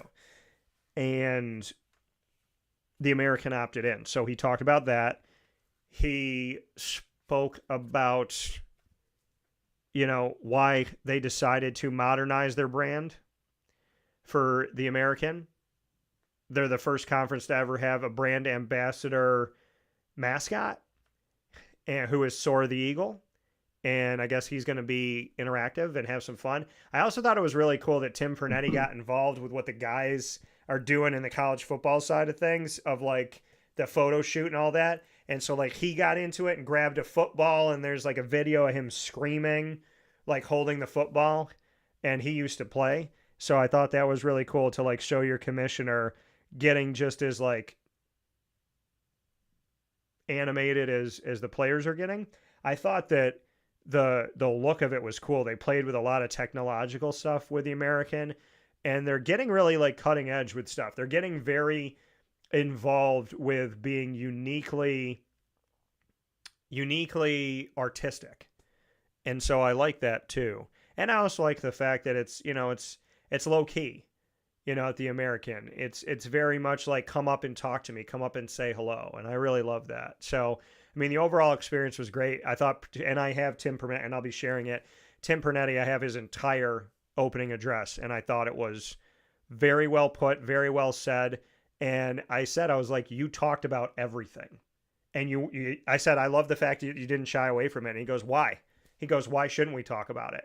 Why shouldn't we, why shouldn't we go right at it, type of thing. And I respected that. So I thought the fact that they went after the big things affecting collegiate athletics and college football, I like that he did not just write a bunch of words on paper, but he actually like, this is what we're doing for this. This is what we're doing for this. This is what we think about that. And the college football playoff, and discussing, what that could look like. By the way, Murph, they are looking at 16, and it's a 5+11 model, which would keep the 5 automatic qualifiers, which with there now only being with the ACC, the SEC, the Big 10, and the Big 12, that's 4. The Pac's not a part of it anymore. So that means the 5th, the Americans hoping that that's their automatic every year, and that they can lock into that. But if they do the 5+11, there would be 11 at large, and then the American would try to get 2 in. So, yeah, I mean, going off of that, whatever questions you have about the American and my specific conversations with schools, or to go deeper into Tim Pernetti. But I will say that probably my biggest takeaway is the fact that Tim Pernetti, as a commissioner, went right after the big issues and was very passionately dedicated to answering questions and not working around a question, I would say. Yeah, I mean, we've kind of been seeing this for a while, that it's basically going to be between the American and the Mountain West, what will become the new Pac-12 in the future for that 5th and final automatic bid. Yeah. We saw last year, obviously, Boise State ran away with the Mountain West, and absolutely deserved that spot in the playoff. Yeah, they got their butts kicked by Penn State, as we kind of expected them to, but at the same time, it was one of those things where they deserved to be there. They got their spot. So, I mean, for me, I'm always curious about Army and Navy. Yeah. Seeing them play pretty well every year, and then they go to Notre Dame, and they usually will get beat pretty good. And It kind of ruins their season. So, Yeah. what was your take on the military academies and what their outlook for the season is going into this year? Well, Army's coming off of their winningest season. They won 12 games. So, Army's in a place right now where they're coming off of a record-setting season. Navy is coming off of being 9-3 in the regular season and beating Army in the Army-Navy game. And so, there's a lot to be said about where both of these are. And I will say, I sat down with Blake Horvath, the quarterback of Navy, and I'm excited. I sat down with him and Landon Robinson on the defensive side of the ball, and those guys had some fun with each other. I cannot wait for people because I did this thing. I instituted a new question now when I'm sitting with offense and defense. So I created a question of, okay, if your quarterback became a member of the defense today, how many sacks do you think he would have? And then if your linebacker was quarterback and he threw 20 passes in your first game of the season, how many is he going to complete? So I had them like flip-flop roles, which was really cool. Some were like extremely nice to each other, and some razzed the heck out of each other. And I would say, and in the world of, and it's funny because one of these guys, everything I asked him went back to weightlifting. It was all about weightlifting. But, the military academies, I will say, they don't get the love that they should. I can't stand that the media and the coaches just like reluctantly put the military academies in the top 25. It's like, how many games did Army and Navy have to win last year to just get in? You got 3-loss teams that are in the top 25 and you can't put undefeated Army in there. It was just so stupid to me. And if it was another school, they'd be, 7th in the nation, and Army couldn't even be 25. So I think, I'm excited for what's to come. If you know Jeff Monken, the head coach of Army football, he is I've gotten him to smile, which is a win. He is such a serious, he is stealth. He is, if they put him in an Italian mob movie and all they did the entire movie was put him in a pinstripe suit and then put the window down and you just saw his face inside the limo, that's enough to scare you. Jeff Monken is such a stern, focused leader. And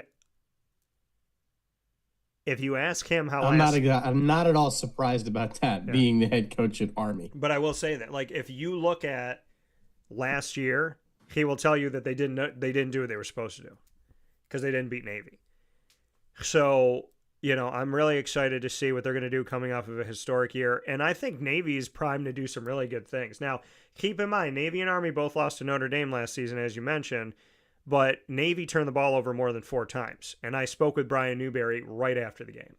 Yeah. And the clarity of that was we beat the hell out of ourselves. We understand this game. We understand what we need to do. We understand how we have to play. Mm-hmm. There's no way in hell you're going to win this game when you mess up that much.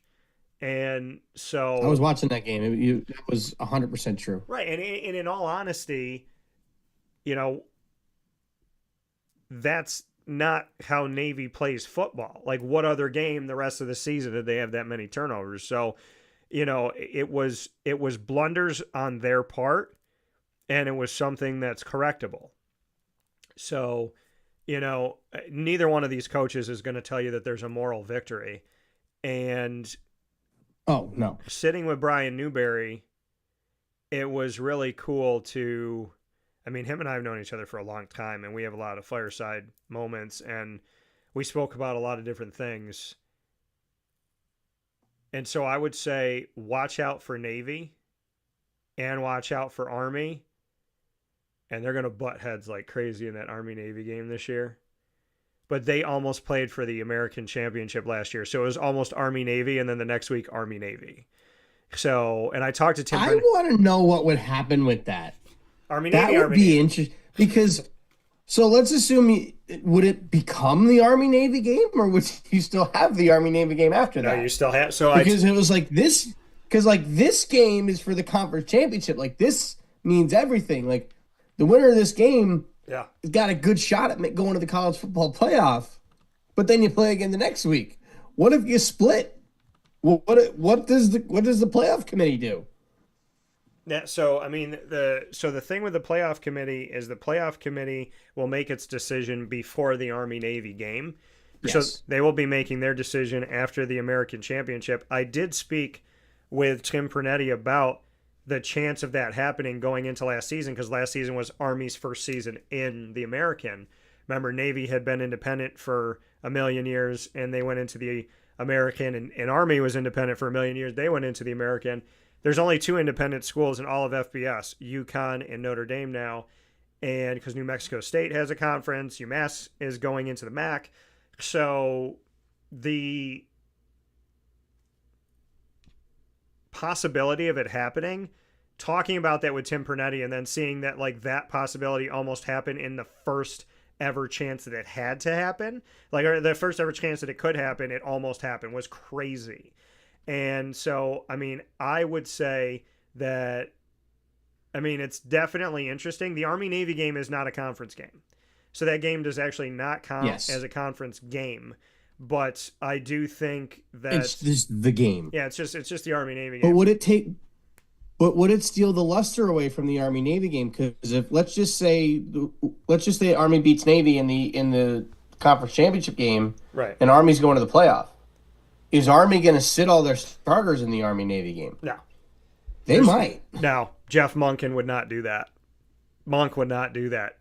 If Monk is playing Navy, he is sending all the troops.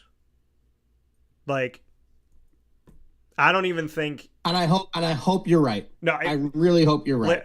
I've been around the man enough to know that I do not believe that he'd be like, yeah, you know what? We're in the college football playoff. Let's just coast through this Army-Navy. No. He ends every conversation, preseason, during the season, no matter who he's playing Tulane in 3 days. He ends the conversation with me, beat Navy. That is the conversation ender. That is the outro of Jeff Monken after everything. Beat Navy. You just had a sandwich at Brooklyn Pickle. Beat Navy. You just celebrated a birthday in your family. Beat Navy. Every time it's beat Navy. It doesn't matter what it is. You just saw Fantastic Four. Great movie. Beat Navy. Like, that is Jeff Monken. So he's not sitting anybody. Newberry is a little bit different. He wants to beat Army, but he wants to beat everybody. Monken obviously wants to win the games in front of him. They both do. But as Brian Newberry said to me last year, he goes, you'll never hear me say beat Army. Because we want to beat everybody. So that's like his way he looks at it. And Monken is like, yeah, we want to beat everybody, but like we have to beat Navy. And so, yeah, I don't think they'd be sitting anybody. I did talk with someone this past week about the thought of moving the game. Moving the Army-Navy game to earlier in the season so that it is not a game that's played after championship week. And I wanted to get your thoughts on that. I mean, I think that'd be interesting, but isn't the whole point of the Army-Navy game to be a standalone game at 3 p.m. on CBS the week after the conference championships are over? And yeah, it's in the middle of December, and it's around everybody gets to enjoy it. Yeah, it's in the middle of December. It's typically the weekend I get my Christmas tree, and it was like they've been doing that for almost 100 years. Right. So, like, why would you change something that's got so much tradition in it, especially when it comes to the military academies? That is something that I would be staunchly against if they tried to move it into the middle of the season. It's either got to be week 0 where there's no other games on and it's just them, or it's got to be at the end of the season when it's no other games on and just them. You can't have the Army-Navy game having other games around it. It's just it basically ruins the whole experience of the Army-Navy game. And I haven't been able to go to experience it. I would love to. I would be on the Navy side. With a lot of my family having served in the Navy at different points in their lives. So for me, like, I would really love to go see it and experience it at some point, but you can't put that. And it's like you couldn't move that to October. Part of the point of it too is you do it in the Northeast, it's freezing. Or you're doing it somewhere up north. You're doing it in Philly. You're doing it in Boston. You're doing it in New York. You're doing it in Chicago. At this place that it's cold, it might snow. All the cadets are out in their dress, all in their full uniforms, and it's great. I've watched it on TV and it's awesome. I'd love to experience it in person. But to me, you cannot move that game. It needs to be its own standalone thing, and I think the fact that it takes place after the season is great. The fact that they are now in the same conference, yes, that does change things. But at the same time, if it does happen that they play each other in the conference championship and then the Army-Navy game the very next week, it's going to make the team that loses that conference championship game even hungrier. And it's going to make the team that won even hungrier to say, we didn't just beat them once, we beat them twice in back-to-back weeks. Yeah.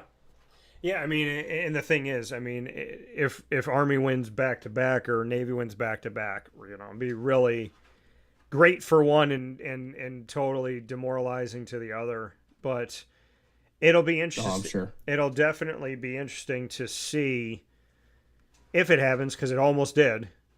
It was so close.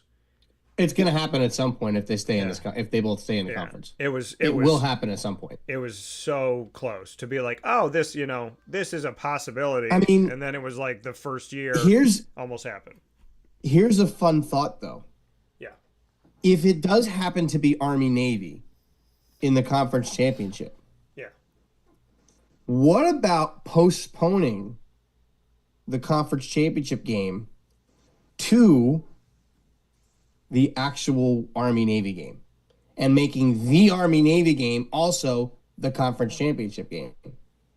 Because then it puts it gives a little more attention to the game too. Not that there's not already a lot of attention to it. Yeah. Because, a lot of people watch the Army-Navy game.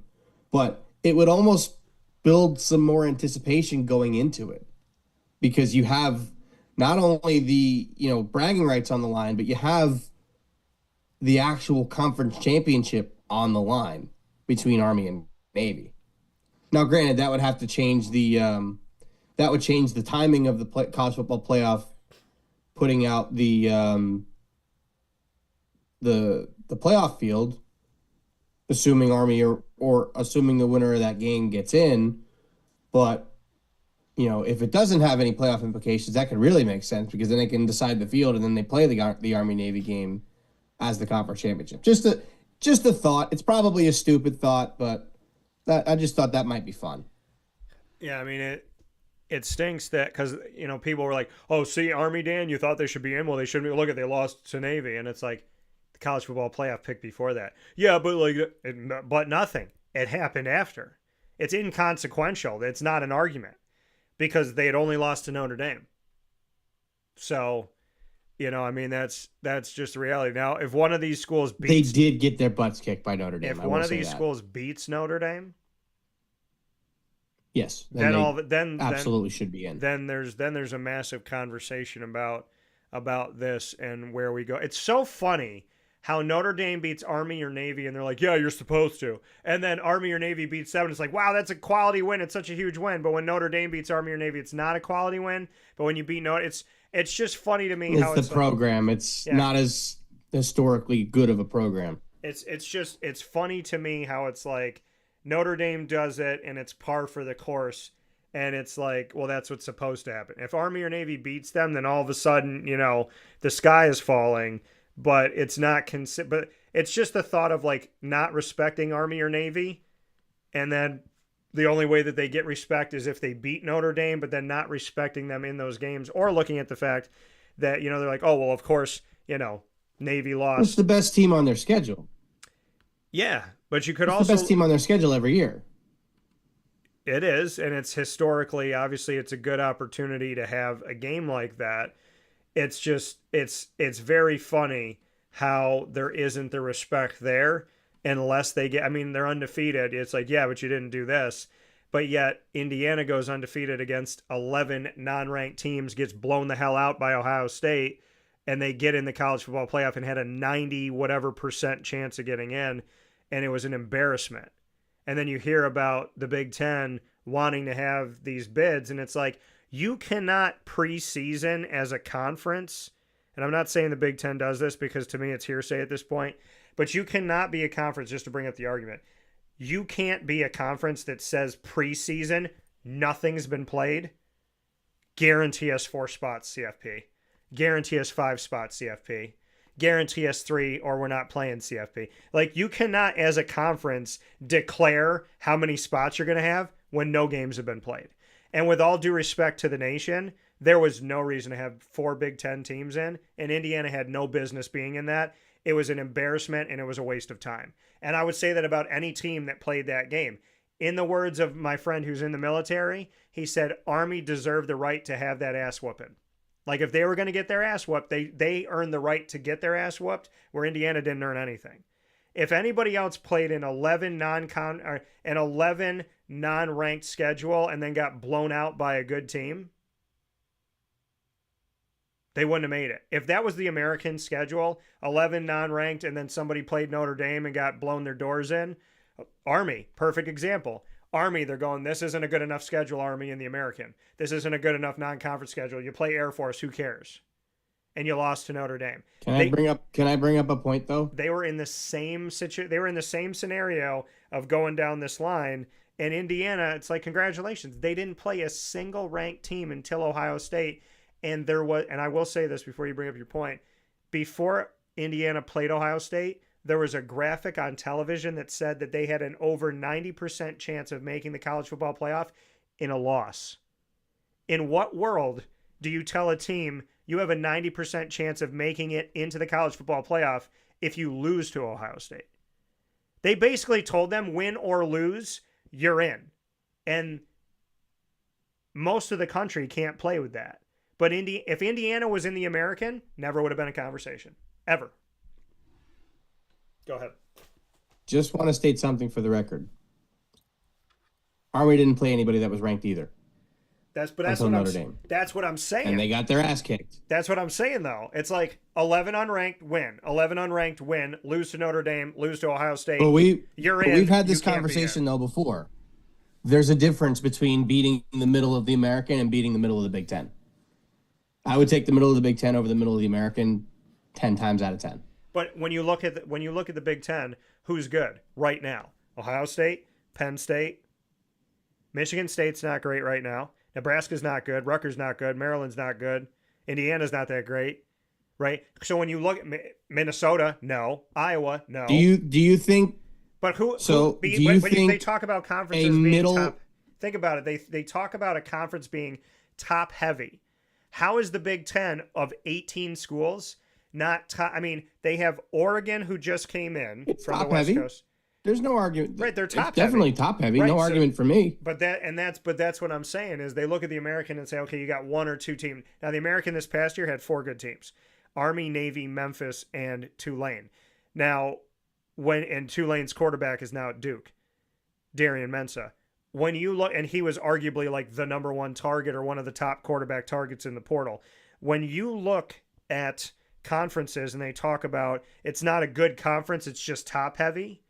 They talk about the Big Ten. Well, if you beat a bunch of unranked teams in the Big Ten, it's better than beating a bunch of unranked teams in the American. And I turn around and say, how is the Big Ten not top heavy? And like, people want to focus on the middle and the bottom of the Big Ten is so much better. If I'm the American, I'll play Rutgers, I'll play Nebraska, I'll play Iowa, I'll play Minnesota. I'll play those teams. Give me those teams. Why not have those? Give me UCLA. Memphis has already beaten them. So give me UCLA. I mean, give me USC right now. Holy crap, they're not that good. So when you look at it, it's like Oregon, Penn State, Ohio State.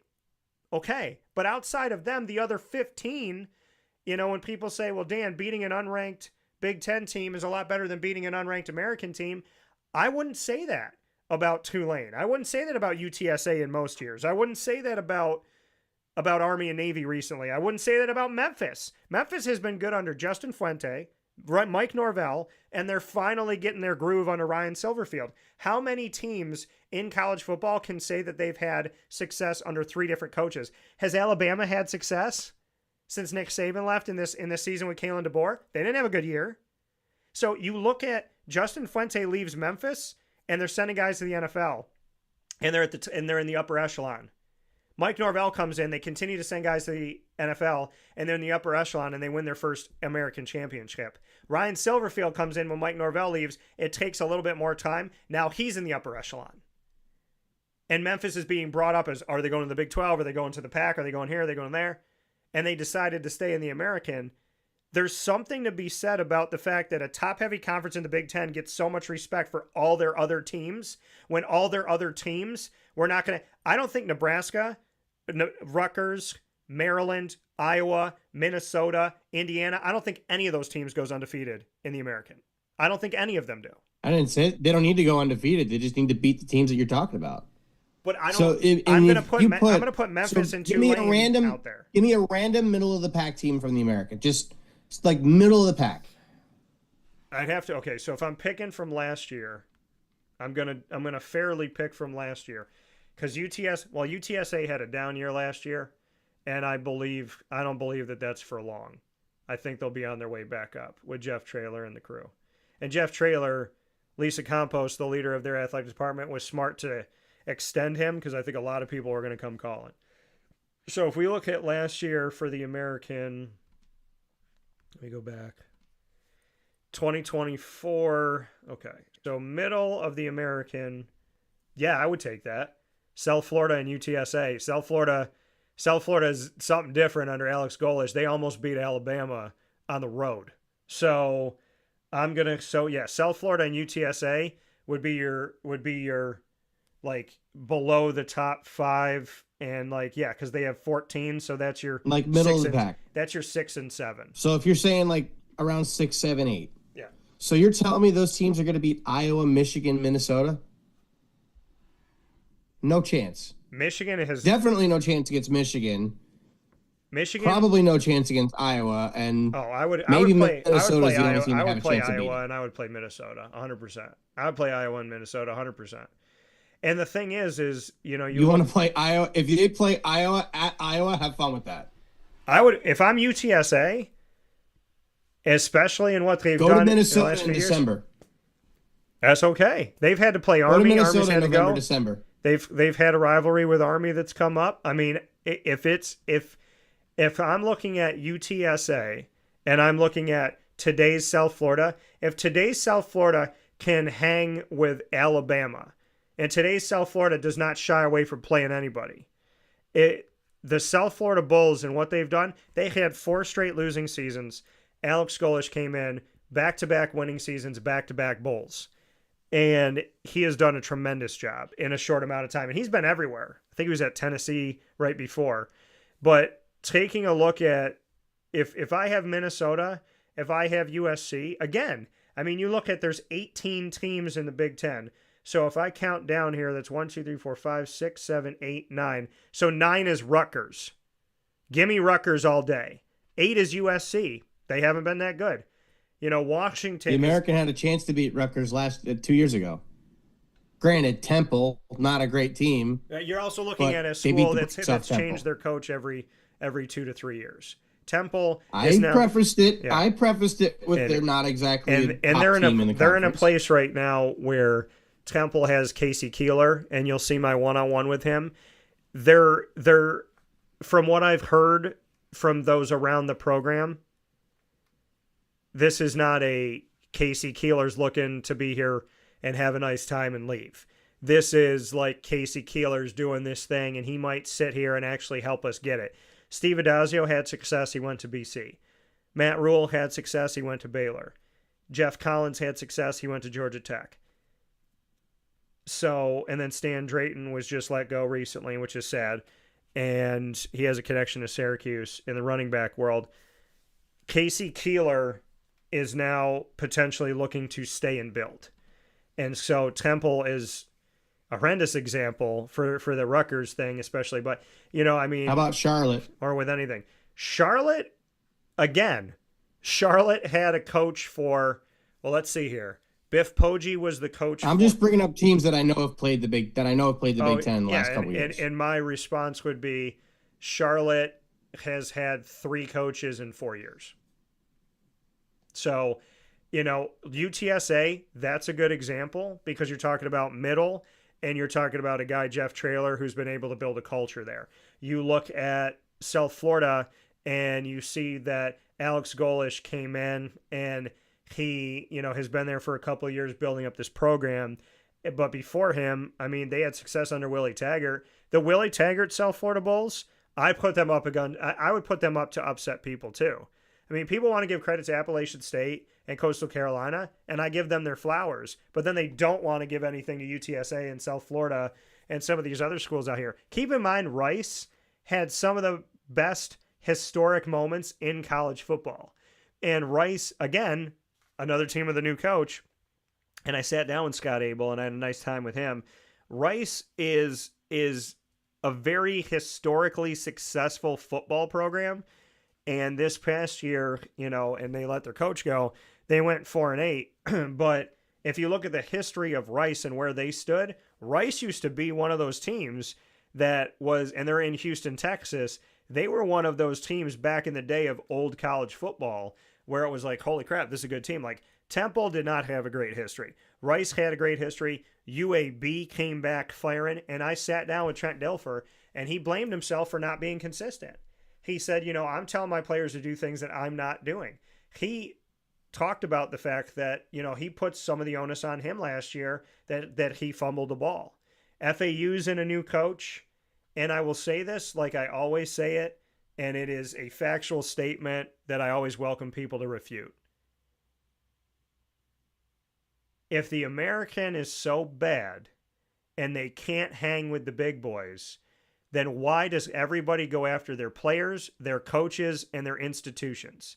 If they suck so much, then why do the power conferences want their coaches to run their programs?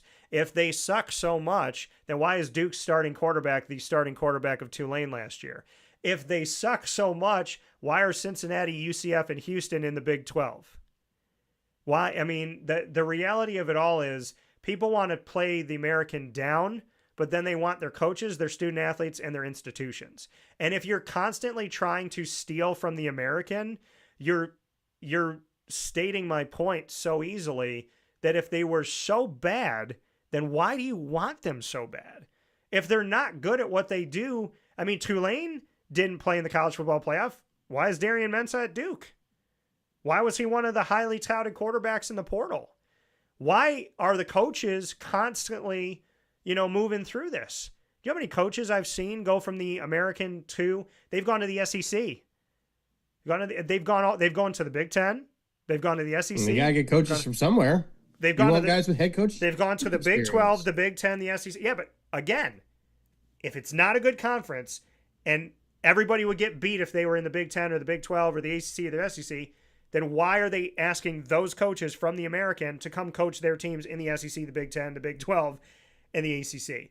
If they don't have respect for the conference and they don't think that they're playing good enough games and good enough competition and it doesn't matter if they go undefeated, then why does everybody want their people? You look at the SEC, the Big 10, the Big 12, and the ACC historically over the last few years, over the last decade, and the American is in every one of those conferences. Coaches in every one of those conferences. Coaches that are still coaching, that are still at high-profile places. Coaches that went to certain places and moved it up. You look at Sonny Dykes. He's at SMU for a couple of years. Got to start somewhere. I think 3 years. But again, if the argument is the American isn't good enough, Sonny Dykes coached in the American at SMU and had success. And then he came to TCU and went to the college football playoff. So my argument, you know this though. My argument's never been that the American's not good enough. It's that the middle of the American's not good enough. Well, is the middle of any conference good? Was the middle of the ACC good last year?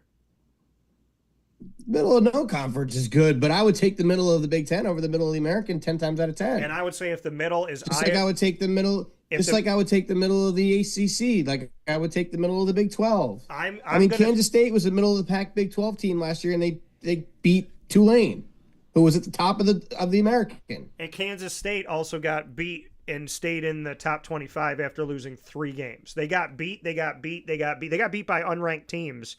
And so people want, okay, so they beat Tulane. They got their butt handed to them multiple times, and nobody wanted to take them out. Michigan did not have a good year until the end. And they beat Ohio State. They also lost to Oklahoma, who was 4th to last in the SEC. Granted, SEC, but still. Right. 5-7 overall and 6-7 overall and 4th to last in the SEC. And in the years where and they beat Tulane. UCF beats Baylor and they were told they had no business being there. Houston beat Florida State. Like there are arguments all throughout the history of the American that take the opposite of what you're saying and say, okay, they lost to Oklahoma, but they beat Baylor when Baylor was well respected. Well, they lost to whoever, but okay. They beat UCLA. Well, UCLA is not a good program. Okay. Well, then they went and they beat Florida State when Florida State was really good. They hung, I believe they beat Louisville. So you look at the history of the American and what the American has done. And if they go back and you go back just a couple years and you look at Alex Golish going up against Alabama in his first year as the South Florida Bulls coach, the team was coming off of 4 losing seasons in South Florida. And I believe that Alabama won the game 17-3, and it was literally toe-to-toe into the last, I think it was 7 minutes left in the 4th quarter, that was a game for 3.5 quarters. How many teams in the SEC historically can say they played a good 3.5 quarters against Alabama? And I always tell people, if the litmus test is you lost to Alabama and you're not good enough, then most of the SEC sucks. By that argument, because almost nobody beat Alabama. How many teams? Alabama in in 4 years they lost 4 games, or they lose 8 games in 4 years. Teams lose 8 games in a season. South Florida hangs with them in the beginning of Alex Golish. Memphis beats UCLA and it's poo-pooed. UCF goes and takes down Auburn in a year where Auburn beat Alabama and Georgia, the 2 teams that played for the national championship. And if it was the SEC, they would say if A equals B and B equals C, then A equals C. But they're not going to say that about UCF. They're going to say if you beat the team that beat Alabama and Georgia, then you could beat Alabama and Georgia, but they would make that argument the other way around. And UCF never got a chance to play. They had to play outside of the college football playoff, but they beat Auburn that year. I still would have liked to see that. What was the argument when they beat Auburn? Auburn was tired. Auburn didn't care. They didn't want to play the game. They couldn't just say, you got your butt handed to you.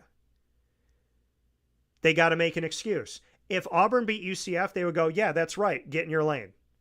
That would have been the national story. But the national story when UCF my big thing though beat Auburn was what? It was Auburn didn't want to play the game. That's stupid. My big thing now though with bowl games is seeing how many of these teams, and it could be like you were 1 game out of the college football playoff. Yeah. And you don't get to go. Right. Half these kids aren't playing in the game. And, it wasn't as true back then. Yeah. But nowadays, I don't factor anything into who beats who in ball games. But it's not because nobody plays anybody anymore. There are teams, believe me, there are schools that their kids play in their bowl games and they still care. Syracuse. But I would say at least 60 to 70% of schools have kids that will not play in a bowl game if they're going to the NFL. Syracuse had zero opt-outs.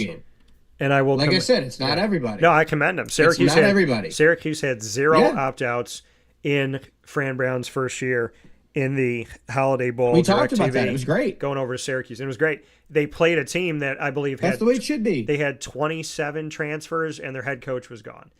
And which is insane. So, but I would also say to you, the college football playoff, they have opt-outs too. So when people say, well, if you're not playing for a national championship, who cares about bowl games? There are teams that were playing for a national championship last year that had people in the portal.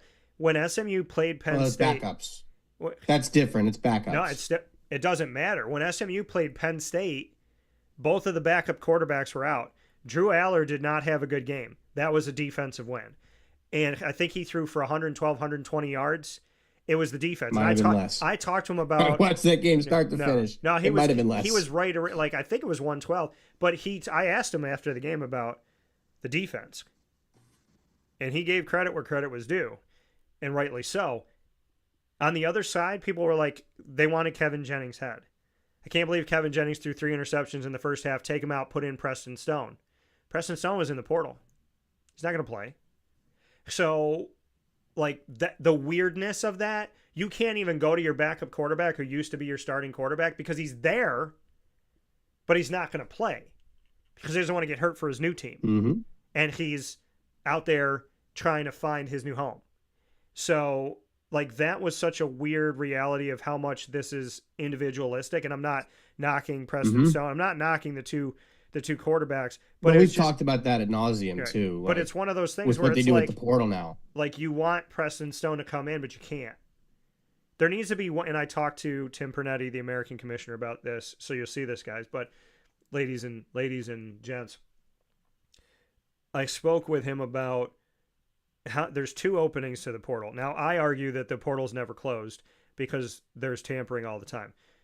But there's 2 openings right now, the end of the regular season, during bowl season, which is insane, and after the spring practice and spring game, which is insane. And there's viable reasons why both of those things are insane. One, when you end the regular season and you open the portal, now you have your bowl teams playing without the guys that got them to the bowl, and you have college football playoff people recruiting each other.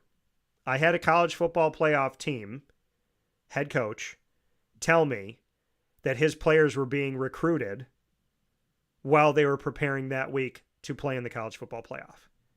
Being recruited. I will never forget that. Now, and that was in the college football playoff. And then the other opening after the spring game, one argument should slam the door on this. I'm going to play on your team in spring ball. I'm going to get your playbook. I'm going to get your nuances, your tendencies, and all that you do. I'm going to know the weaknesses and strengths of all the people around me. And I'm in Florida. And after the spring game, I transfer to Tennessee. And I tell Tennessee all your dirty little secrets. So, to me, there should not be a portal opening after the playbook is handed to somebody. And there should not be a portal opening until the end of the postseason. So there's only 2 ways to open the portal. Correct. Mm-hmm. There's only 2 ways. Open it after the college football playoff national championship game is played. Or open it at that's really it. You got to open it in January, February, and that's it. You can't open it in March. You can't open it after this. You cannot open it after spring practice. Because, again, what if you're a coach and you have 25 players? I think it should be one time. But think about it. If you have 25 players leave after spring ball, you're telling me that a coach has to find 25 players in the summer to be ready for the fall? Like, you're going to put a coach in a situation where he has May, June, and July to find 25 players for that upcoming season. There should be no portal opening after the spring game. There should be no portal opening during the postseason. The only time the portal should be open is after the national championship for everybody, not if you played in it. No, it should only be after the national championship game. They want to play like they're the NFL, but they're not. The NFL's free agency opens when? It opens after the season. March. Right. March 15th or something like that. It happens after the season, and you have the opportunity to move players after the season is played, after the Super Bowl is done, before and during. So you have, through that time, the draft happens, and you still have time to move people around before the season starts. So you have an opportunity in free agency to work things out and figure out what you're going to do. Right now we have college football free agency, and there's no parameters. They say there's 2 windows. I think that there's 365 days full of windows. The only time to open the portal is after the college football playoff national championship, which is the middle of January. You can open it from the middle of January to the middle of March and be done with it. and now and then we will have no I problems. think you could leave it open until when spring ball starts. But you leave it cannot keep open until the day and before spring ball starts, because in this way these guys don't have the playbook. But they don't have the playbook yet. You cannot open it after spring ball. Correct. I totally agree with that. You can't. And we've talked about that. Yeah. Ad nauseum. We talked about that especially during the college football playoff when we talked about specifically Penn State SMU, with both of them losing their backup quarterbacks to the portal. It's the timing of it is horrible, and it doesn't matter what players go into what school. I mean, guys are going to transfer all the time. Guys are going to sometimes move up. Guys are going to sometimes move down, whatever the case may be. I mean, obviously, you look at different teams that pick up players from other schools, and some coaches are great recruiters. That's just the way it is.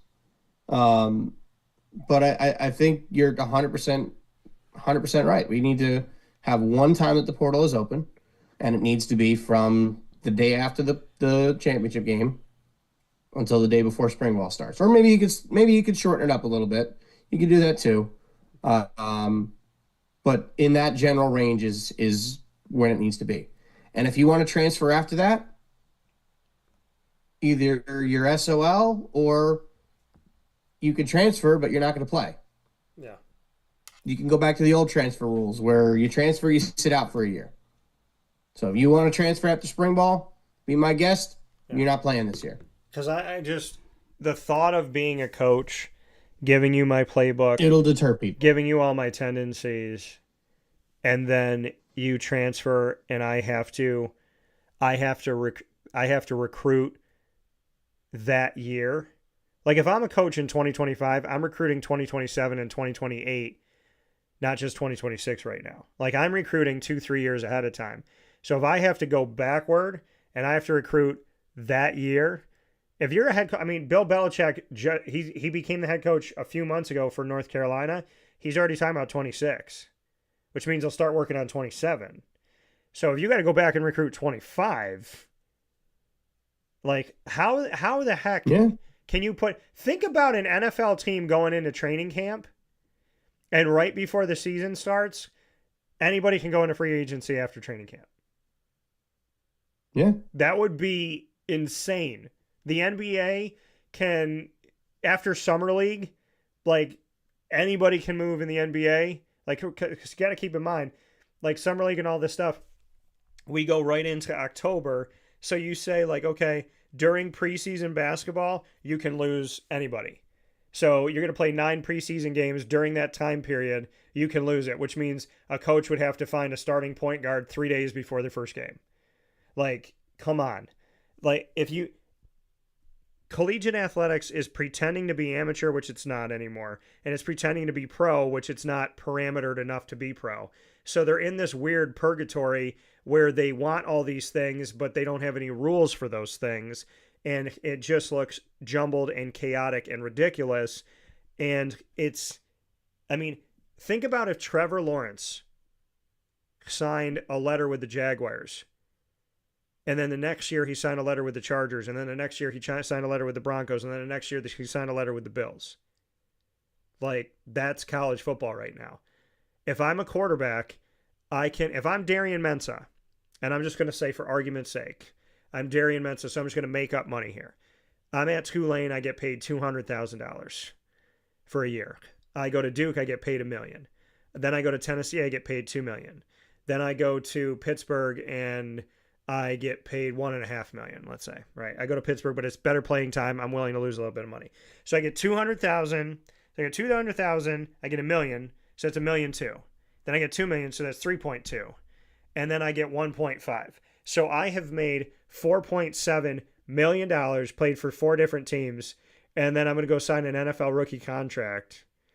And I don't make the cut. I'm the 3rd string guy. I'm on the practice squad. And 2 years into being the NFL, I got to find a job. And I go to work at a grocery store and they tell me that on average, I'm going to make 15 to 20 grand a year. And I was making money before I even burped in college football. They're creating a world collegiately that doesn't make sense with the actual model of capitalism. and it's ballooning people's thoughts on what they should make and how life is. And what they're essentially doing is training a bunch of kids to live in fantasy land. And all of these children, if they don't understand reality and have good people around them, are going to be screwed when they're done playing their sport. That's reality. I think part of the problem too is that NIL has almost been taken the way in a completely different way than what it was intended. You know, the full intention of NIL was for these kids to be able to make money off their name, image, and likeness. Right. To be able to go out, get paid to go sign autographs. The guys will do that. You'll get paid, a couple $1,000s. You sign autographs for a couple hours, meet some fans. Makes the fans happy, makes you happy, makes you a little bit of money. Guys that have YouTube channels, perfect example. That guy, Destroying, who was supposed to be a kicker at UCF.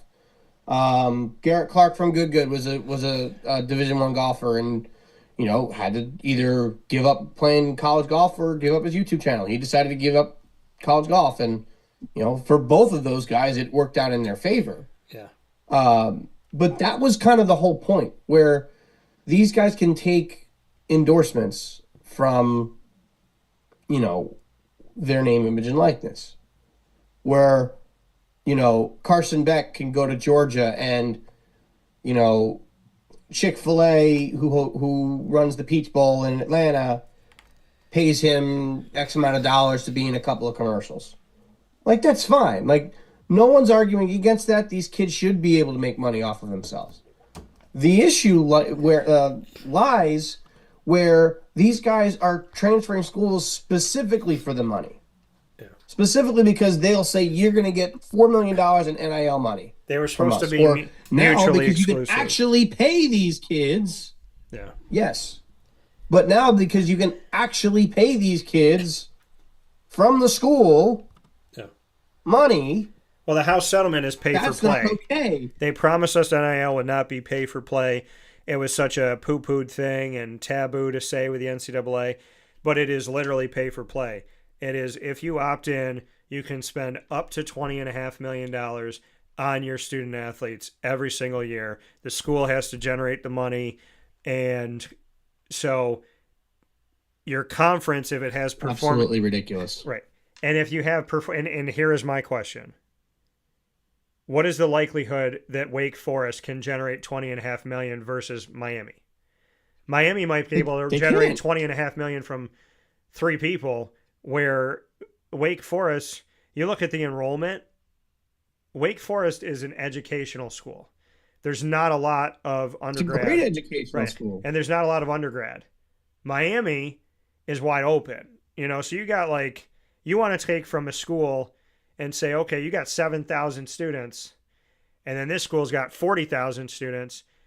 Basic math tells you that every 4 years, okay, so you got 40,000 come in, and you say, and let me get the actual numbers here, just so I'm not ballooning anything. So I'm going to say I'm going to put in here right now the University of Miami, just so I can tell you the number. So University of Miami undergrad students enrollment. So I want to take a look at this and see what we got. So the University of Miami has a total undergrad enrollment of back in 2023, 12,883. Okay, so let's look at Wake Forest and what they had for undergraduate enrollment. So their undergrad numbers, so let's say 5,471. So less than half. So you look at 12,880. So let's say 13,000. Let's say 13,000 versus 5,000. Okay, so 13,000 versus 5,000. That's what you have. So every 4 years, if they stay undergrad, that's not counting grad students, you have 13,000 students every 4 years. So let's take a 16-year thing. So because every 4 years, so let's take 16 years. So we have 4 essential cycles. So you got 13,000 times 16 years, or times 4, because you have that 4. So 13,000 over 16 years. About 52,000. So you got 52,000, right? And then you look at Wake Forest. So 52,000 versus 20,000 versus 20. So you have Yeah. the amount that's actually going to be giving to your school within that time period is ballooned so much in Miami's favor. And so my question is, when you have private institutions and you have educational based institutions, the ACC's Syracuse, Duke, Stanford, Cal, Berkeley, and Wake Forest versus Florida State, Miami, what world are we living in? Clemson. What world are we living in? Can these conferences sustain it? And that was my question to the commissioner of the ACC, and and you'll see his answer to that. But actually, that one's already posted. But can every school within your conference commit? Because Miami's got 20.5, but Miami also has a collective, and they just ruled that the NIL collectives are permissible. So you have an NIL collective called Kane's Connection that's been open since NIL open. And then you have the house settlement. So if Miami spends $20.5 million, what's to say the NIL collective doesn't match that? So Miami could be spending $40 million and Wake could be spending 12. Now, this is across all sports, right? It's a total across all sports. Not just football? But when they broke it down individually on average, I found the numbers. And the on average... Like football, yeah, basketball, everything else. Yeah, so the on average breakdown is that of the $20.5 million, football and men's basketball will account for 18 plus of 20.5. That makes sense. But, obviously we kind of think about these schools mostly from a football, basketball perspective. And it's a fair assessment Well, that's because that's where the most eyes are. That's who's getting the money. That's where all the eyes are. But, if you think of some of these schools that have never been a good football school, I'll use Vanderbilt as an example. Baseball, softball, they're great. Yeah. They've won national championships in both. You think of Wake Forest, another team that's been good in baseball. They've been good in basketball. Some schools have to rely on their basketball. UConn, perfect example. Their football team's independent. They are terrible. But their basketball team just won back-to-back national championships. Their women's basketball team's won, 12? I know I'm exaggerating, but a lot of national championships. So there's eyes on them. There are schools that are more academically focused. Maybe like a Stanford or like a Cal or a University of Pennsylvania. Can I interrupt you? Because when you won national champion. I just want to interrupt you to tell you something that you were absolutely spot on. The moment you said UConn 12, something in my brain went, wait a minute. Is that the right number? Gino Auriemma, the UConn women's basketball has only won national championships under Gino Auriemma, and that number is 12. You were spot on. Damn, I'm good. Damn, I'm good. I knew it was something in the double digits. I just didn't know exactly what the number was. No, as soon as you said 12, I was like, I'm gonna check that again because I don't think that he's necessarily wrong about that. Yeah. But the thing is too, you've got schools that are just good at one sport. Look at Gonzaga with basketball. I don't even think they have a football program. They don't. Gonzaga with basketball. Vanderbilt with baseball. Louisville and back in the day with Rick Pitino with basketball. They're getting better at football now, and their baseball team's been pretty good in recent years. Yeah. I kind of look at college baseball too, because you'll see schools like a Coastal Carolina who made it to the College World Series championship. Yeah, they got swept by LSU, but they have a national championship. They've been good in college football in the past. Look at some of these schools that are performing well in other sports. LSU in gymnastics. Granted, they're good in other sports too. Stony Brook women's lacrosse was great. Never won a national championship as far as I know, but they've always been great. Look at swimming and diving. Look at softball. Yeah. Oklahoma won, 4 straight? Was it 3 or 4 straight national championships in softball until this year? I think we talked about that too. Yeah. It's those other sports, some of those schools can generate money from that. And we're seeing, at least now, with women's basketball and gymnastics that are bringing in money. Because, Yeah. And I can't, you can't really sugarcoat this. Well, Some of the women on the teams are attractive, and that's where they make money. and you look at the fact that I hate to make that a stereotype, but Oklahoma it's true. softball is better than Oklahoma football right now. So, I mean, Oh my God, yeah. and you look Oh at, my God, yeah.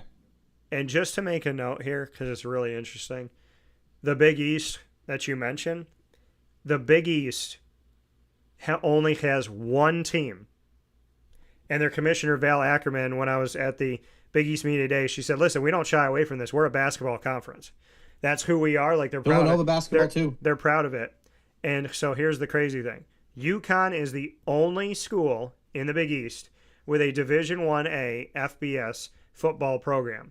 Butler, Georgetown, and Villanova all have football programs, but they're Division 1 AA FCS. St. John's doesn't have a football program. They got rid of it. Marquette doesn't have a football program. So just to let people know about the Big East and what it is today, the Big East today has only 4 schools of their 11 that have a football program, and only one of those schools is in FBS, and none of those schools are in a conference because UConn's independent, as you mentioned.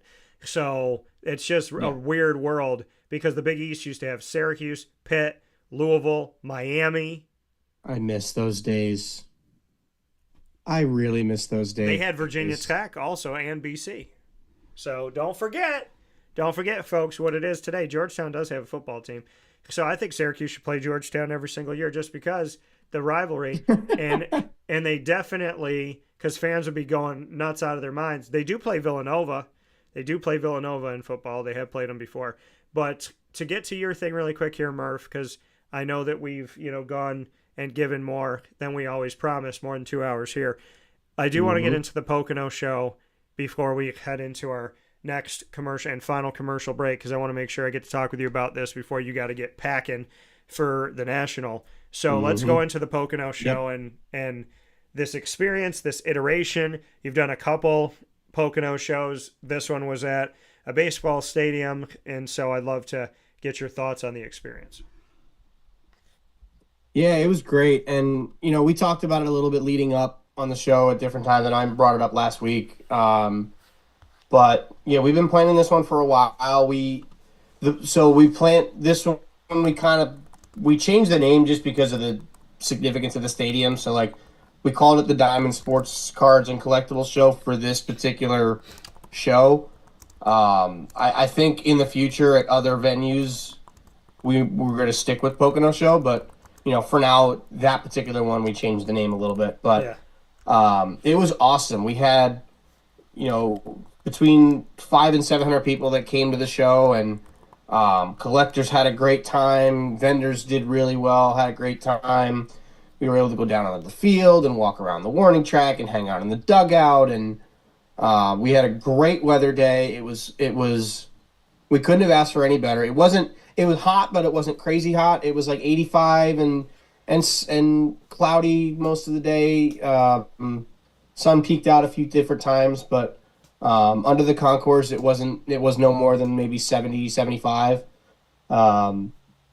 But yeah, the collectors had a great time. The vendors had a great time.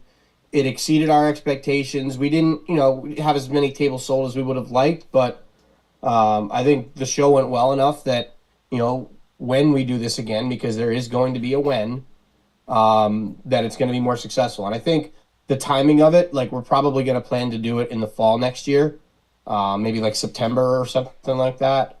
So the timing's better, but it won't be quite as hot. It'll be, we might be able to not have as many conflicts because with the National starting this week, there were some bigger names that, that we reached out to that replied to us that probably would have come that didn't because it was just a little too close to the National.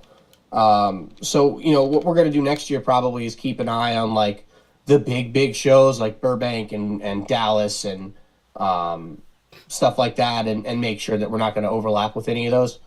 But we also had somebody that works at Mohegan Sun Pocono that happened to be there. We talked to them a little bit, and they said they would be interested in having us host a show there as well. So, I mean, who knows? Maybe that becomes the maybe that can become the actual home of the Pocono show, like the big Pocono show, because we're going to keep doing the Firehouse show. That's going to be a smaller one.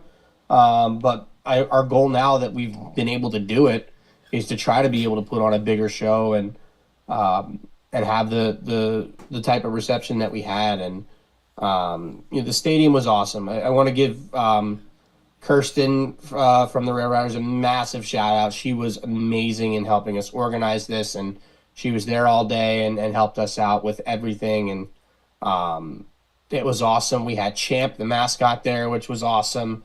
We happened to chat with I forget and I apologize, I'm forgetting his name, but the gentleman that is the mascot. We were talking to him for a little bit, and he thought it was a really cool thing that he got to witness. And for us, it was a huge success.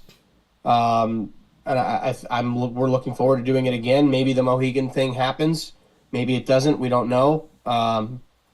So we're hopeful that maybe that could be something that we do over the winter. We'll have to see, how much they would charge us and logistics and everything. But I would definitely think that'd be awesome. I'd love to do that. But yeah, it was awesome. Huge thank you to everybody that came by, and WNEP was there. They covered the event for a little while, and big thank you to them. The Rail Riders were awesome. They were excellent hosts, and we would go back there again in a heartbeat. They had some employees that came by and hung out at the show for a little while. We had people from all over the place that came by to as collectors, as vendors. I mean, we had guys drive from as far away as West Virginia, which was amazing. That and we kind of said, like, this is PNC Field in Scranton, not PNC Park in Pittsburgh, right? And he's like, yeah, I know. So we hope they did well, and it was a lot of fun. CJ and myself were thrilled at the turnout, and we can't thank everybody enough for coming out and supporting us and supporting all the vendors that we had. We had a blast. I wasn't as focused on my dealer table as I could have been. Obviously, we had more important things to deal with like admission and making sure that everybody had what they needed and everything. So, I did still make some deals. I did still get some cool cards. I don't have them with me. They are currently in a car en route to Chicago. I dropped them off with a friend of mine who I'm going to be setting up at the National with. Well, we're working at his booth. But I dropped them off with them yesterday. They're driving them out for me just because it's easier than taking them on the plane. So, this way that's all taken care of. But yeah, I'm very much looking forward to it. It's the first time I'm going to be going to the National, so it's going to be pretty cool. But I made a couple of deals in anticipation for the National. Like I picked up a Shea Gilgeous-Alexander Prism rookie auto that I specifically bought for the National. So I'm really hoping that I can move that out there. That'd be pretty nice. But the show was everything we could have expected it to be, and we're kind of nice. It's kind of nice now that we can kind of relax. I get to go to the National obviously now, but we don't have to worry about this anymore for now. Yeah. We'll start to plan the next one once the schedule comes out for the Rail Riders. But it was great. So anybody that was curious to see how it went really, really well. And hopefully we can get you down there next year. That'd be even more fun, because the timing will be hopefully a little bit better. Maybe we'll try to plan it around the Syracuse football game so that you're not working on that day. No, it would definitely be cool. Yeah, it was my travel day back home.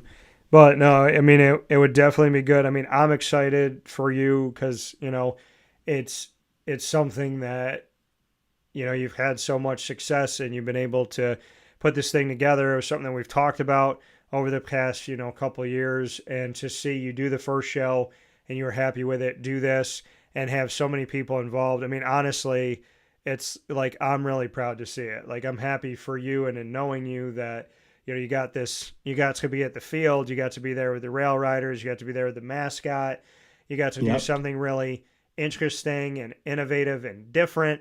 And, that you had so many people come out and so much traffic and fun and uniqueness to it. Like, I'm happy for you because I want to see you succeed. So hearing that you had a good time and that it went well means a lot. And, it was definitely on my mind coming home on the weekend that, if it was something where I could make folks, I got a text from Dan on Saturday afternoon. Yeah, I did. It was definitely on my brain. So and we appreciated it for sure. Yeah. So, I would definitely, like if you could make it, if we can make that happen, then I would definitely like to come and be a part of it and be down there, do some cool things, have some fun.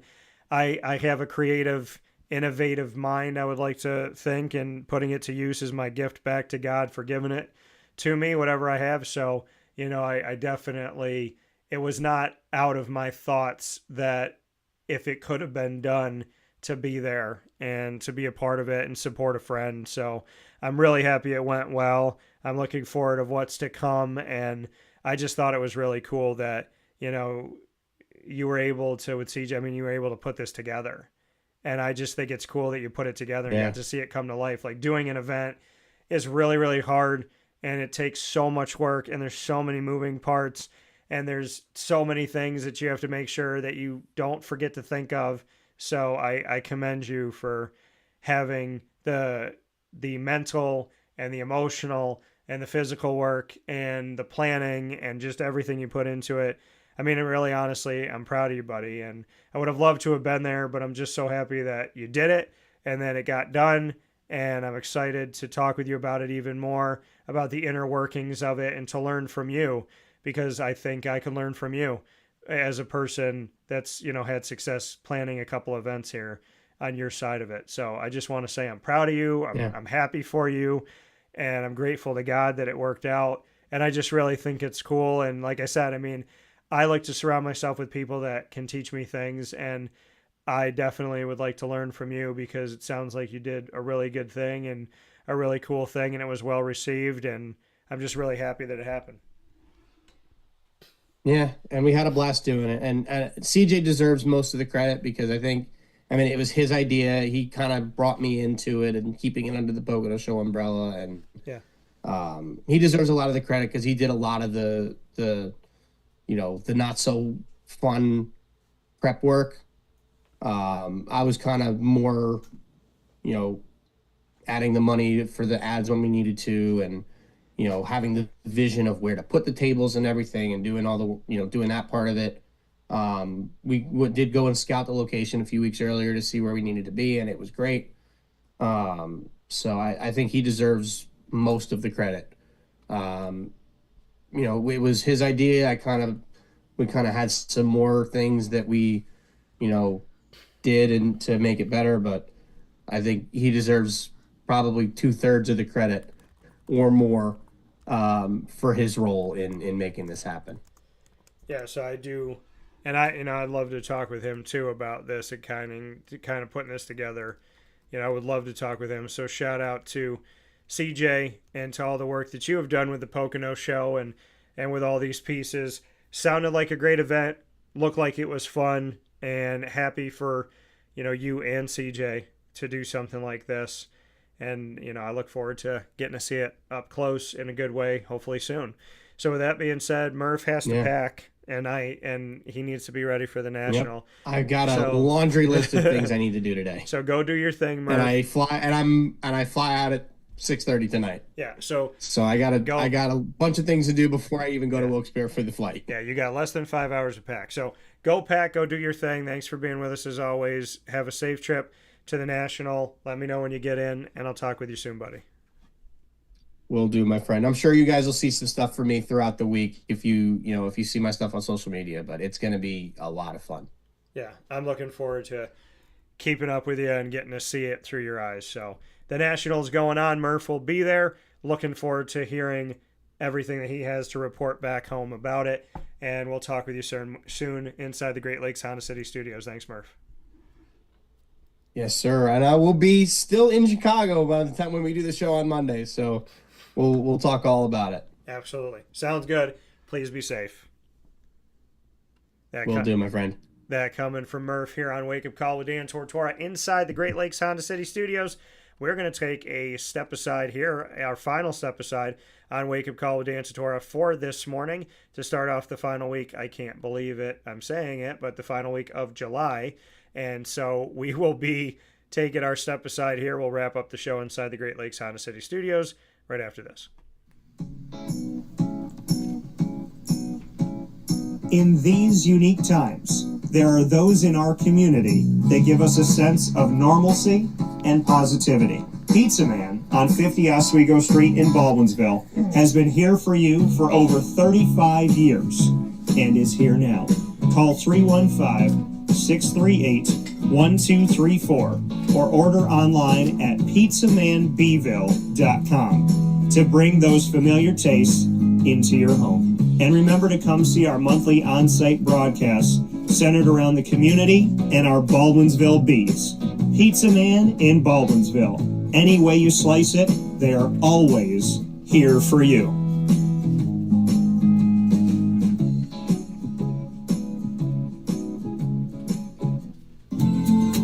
Looking for your next ride?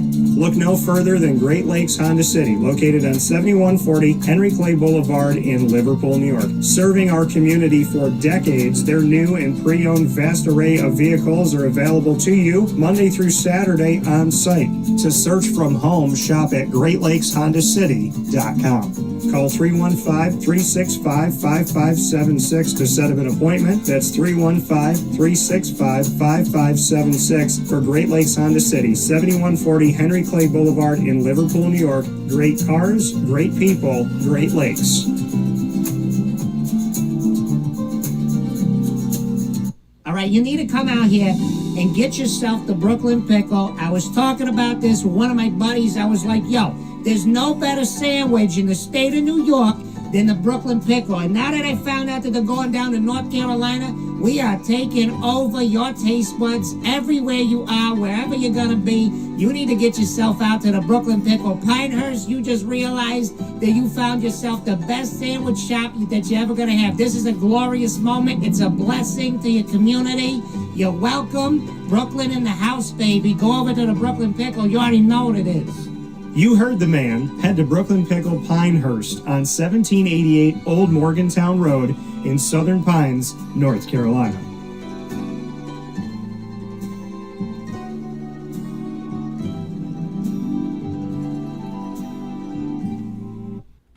Here's a message from Renee from Bryan's Landing, located on 6523 East Seneca Turnpike in Jamesville, New York. Open Tuesdays and Wednesdays for dinner, Thursday through Saturday for lunch and dinner, and Sundays for brunch.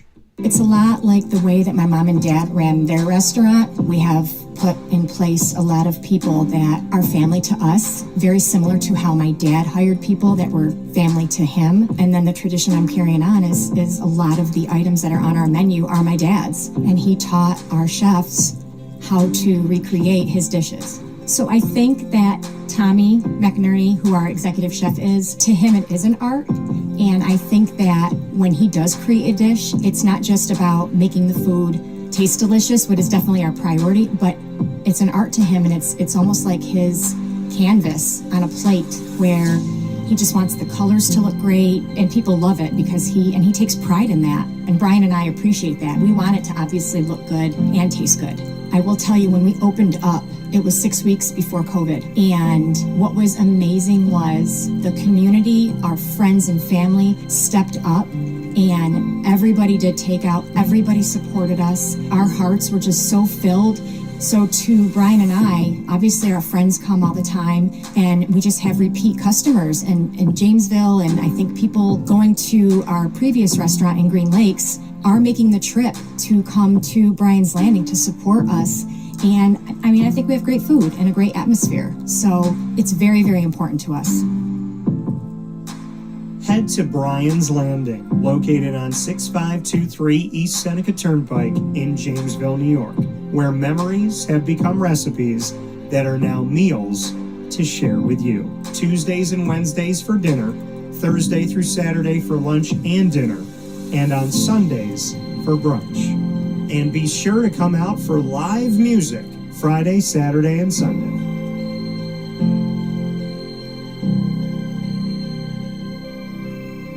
Life gets busy, and sometimes that means us running around. So Canine Camp Dog Daycare offers you an opportunity to give your dog a place to stay while you take care of what you need to throughout the day. Canine Camp Dog Daycare is located on 228 Old Bridge Street in East Syracuse, New York. You can see it from the highway, and it's just off of Erie Boulevard across from BJ's Wholesale Club.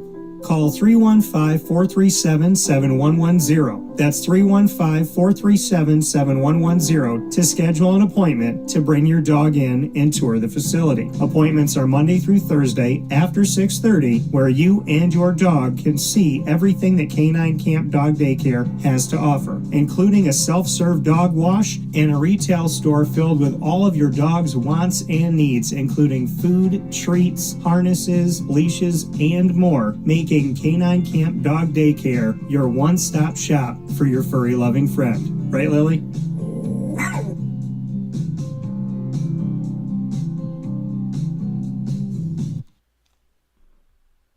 Carvel DeWitt, it's what happy tastes like. Do you know why? Because we make ice cream. Creamy, rich, flavorful ice cream. Not yogurt or iced milk like some of our competitors. Ice cream.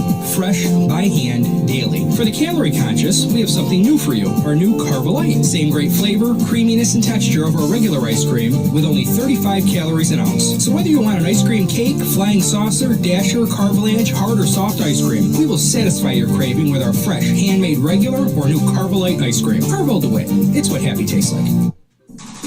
The Wildcat Sports Pub in Camillus, New York is located on 3680 Milton Avenue in the Home Depot Plaza. It is your family-friendly sports bar and restaurant.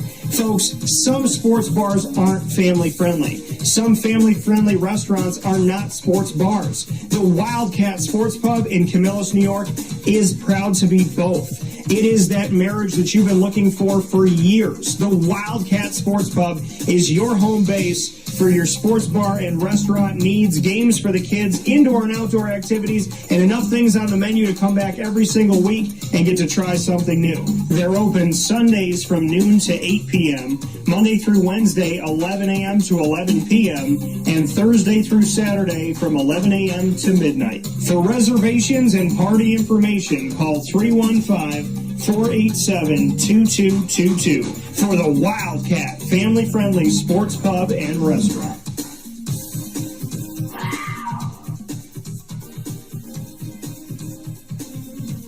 GG Cards and Breaks. Like, comment, subscribe. GG Cards and Breaks coming to you on 639 Delmar Place in Syracuse, New York is your one-stop sports card and trading card shop. Find them by going to 639 Delmar Place in Syracuse, New York, right off of Teal Ave, Tuesday through Saturday from 10 to 6, Sundays from 10 to 5. Packs, boxes, graded cards, singles. You could find 101s, autographs from celebrities, autographs from your favorite players. So many great things at GG Cards and Breaks. You never know what you're going to find next. That's why you got to get in there. They're constantly bringing in inventory, constantly having stuff fly off the shelf. If you're not first, you may not get there. If you're not second, you may not get what you're looking for. So you got to go to GG Cards and Breaks immediately. I'm talking about every week, Tuesday, 10 o'clock. You should be listening to the show on your way to GG Cards and Breaks. 639 Delmar Place in Syracuse, where we get to be a kid every single week. With that being said, here on Wake Up Call with Dan Tortora, I thank you for being inside of the Great Lakes Honda City Studios. Great Lakes Honda City, here for you on 7140 Henry Clay Boulevard in Liverpool, New York. Do not miss a moment to be at Great Lakes Honda City Monday through Saturday, open for sales and service. Their new and used vehicles are available there for you, and you can get a sneak peek by going to GreatLakesHondaCity.com. Many thanks to Wake Up Call with Dan Tortora's listeners and supporters and viewers from all over the country and the world on YouTube.com/WakeUpCallDT and on Facebook.com/WakeUpCallDT, as well as on wakeupcalldt.podbean.com. Monday through Friday from 9 a.m. to 11 a.m. Eastern Time. We promise you 2 hours. Today we have gone almost 3. Many thanks to Amazon Music, as well as Audible, iHeartRadio, iTunes, and Apple Podcasts, Player FM, Podbean, Podchaser.com, Podvine, Spotify, TuneIn, and YouTube for carrying our show. You could find them by going to any one of these outlets, and all you got to do is search Wake Up Call with Dan Tortora, or one word, Wake Up Call DT. Make sure that you subscribe and follow on all these wonderful channels. You can also ask Alexa to play the latest episode of Wake Up Call with Dan Tortora, or your Google Home device, and they will do that for you as well. Big time thanks to the Brooklyn Pickle, all my North Carolinian listeners, viewers, and visitors. I was just down there this past week, all throughout the week. And so the Brooklyn Pickle, Southern Pines, North Carolina, go and visit them today. Down the road from Pinehurst Golf Course on 1788 Old Morganton Road in Southern Pines, North Carolina. And many thanks to our team of partners here in Central and Upstate New York, Great Lakes, Honda City, Carvel, DeWitt, the Wildcat Sports Pub, Canine Campground Dog Boarding, Chick-fil-A Cicero, Brian's Landing, Ma and Pa's, the snack capital of the world, Pizza Man, Mother's Cupboard, Canine Camp Dog Daycare, GG Cards and Breaks, and Avicoli's, and of course, Wake Up Call with Dan Tortora is the exclusive multimedia marketing partner of your Lemoyne College Dolphins. Find us inside of Dolphin Time with the Dolphin Dive, coming to you Wednesdays at 9 a.m. Eastern Time here on Wake Up Call with Dan Tortora. Student athletes, coaches, administration, alumni, and future Dolphins have all been here for over 3 years, and we have, actually I should say over 4 years, we have done, or we're, is it, no, it's definitely got to be, yeah, it's been 4. That's crazy. So over 4 years that we've been doing this, and it's unprecedented. Lemoyne has never signed an exclusive multimedia marketing partnership with anyone, and we have underpromised and over-delivered, which is what we're about here with anything that I do in my life and with Dan Tortora Broadcast Media. We have given 5 years of interviews in 4 years' time. So we promised Lemoyne a certain amount of interviews that we would do. We've gone past the 5-year mark in 4 years and made history here with Lemoyne. You can check out all of our content by going to youtube.com/wakeupcalldt. Click subscribe, hit the notification bell, and find the Lemoyne playlist. The Dolphins are on wakeupcalldt.com's homepage and underneath the exclusive partners tab. For more information, go to LemoyneDolphins.com and fins up. Your Bryan and Stratton Bobcats of Syracuse are exclusive multimedia marketing partners with Wake Up Call with Dan Tortora. Find your Bobcats every single month with student athletes, coaches, administration, and alumni joining the show. We've done multiple exclusive National Letter of Intent recruiting signing day interviews. You could find all of that and more by going to youtube.com/wakeupcalldt. Click subscribe, hit the notification bell, and find the BSC Syracuse playlist. The Bobcats are also on wakeupcalldt.com's homepage and underneath the exclusive partners tab. For more information, go to syracuse.bscbobcats.com and go Bobcats. Wake Up Call with Dan Tortora is an exclusive multimedia marketing partner with the Binghamton University Bearcats. You'll find the Bearcats every Tuesday at 10 a.m. Eastern Time during Bearcat Time weekly with the Bearcat Break Room and Moments with Marshall. Student athletes, coaches, administration, and alumni joining us here. We're in year number 2 with Binghamton University, and we have already told a bunch of wonderful stories thanks to the incredible people that are telling those stories. You can find everything by going to youtube.com/wakeupcalldt. Click subscribe, hit the notification bell, and find our Binghamton playlist. You'll also find the Bearcats on wakeupcalldt.com's homepage and underneath the exclusive partners tab. For more information, go to binghamtonbearcats.com and go Bearcats. With that being said, I want to thank Murphalation for the Nation here on the show, talking with me about the ACC Kickoff and the American Kickoff. We've just gotten started, and my many videos across the ACC and the American will be released on our wonderful YouTube network, and we'll also share it on our social media. So make sure you're with us on Facebook at WakeUpCallDT, X at CallDT, Instagram at WakeUpCall_DT, and of course on YouTube.com/WakeUpCallDT. For now, from the wonderful Great Lakes Honda City Studios, for Brendan Murphy and myself, Dan Tortora, I say God bless, no stress, do your best. Never stop doing good, believing in God, and being the amazing creation that He made you to be. Have a great day and be well.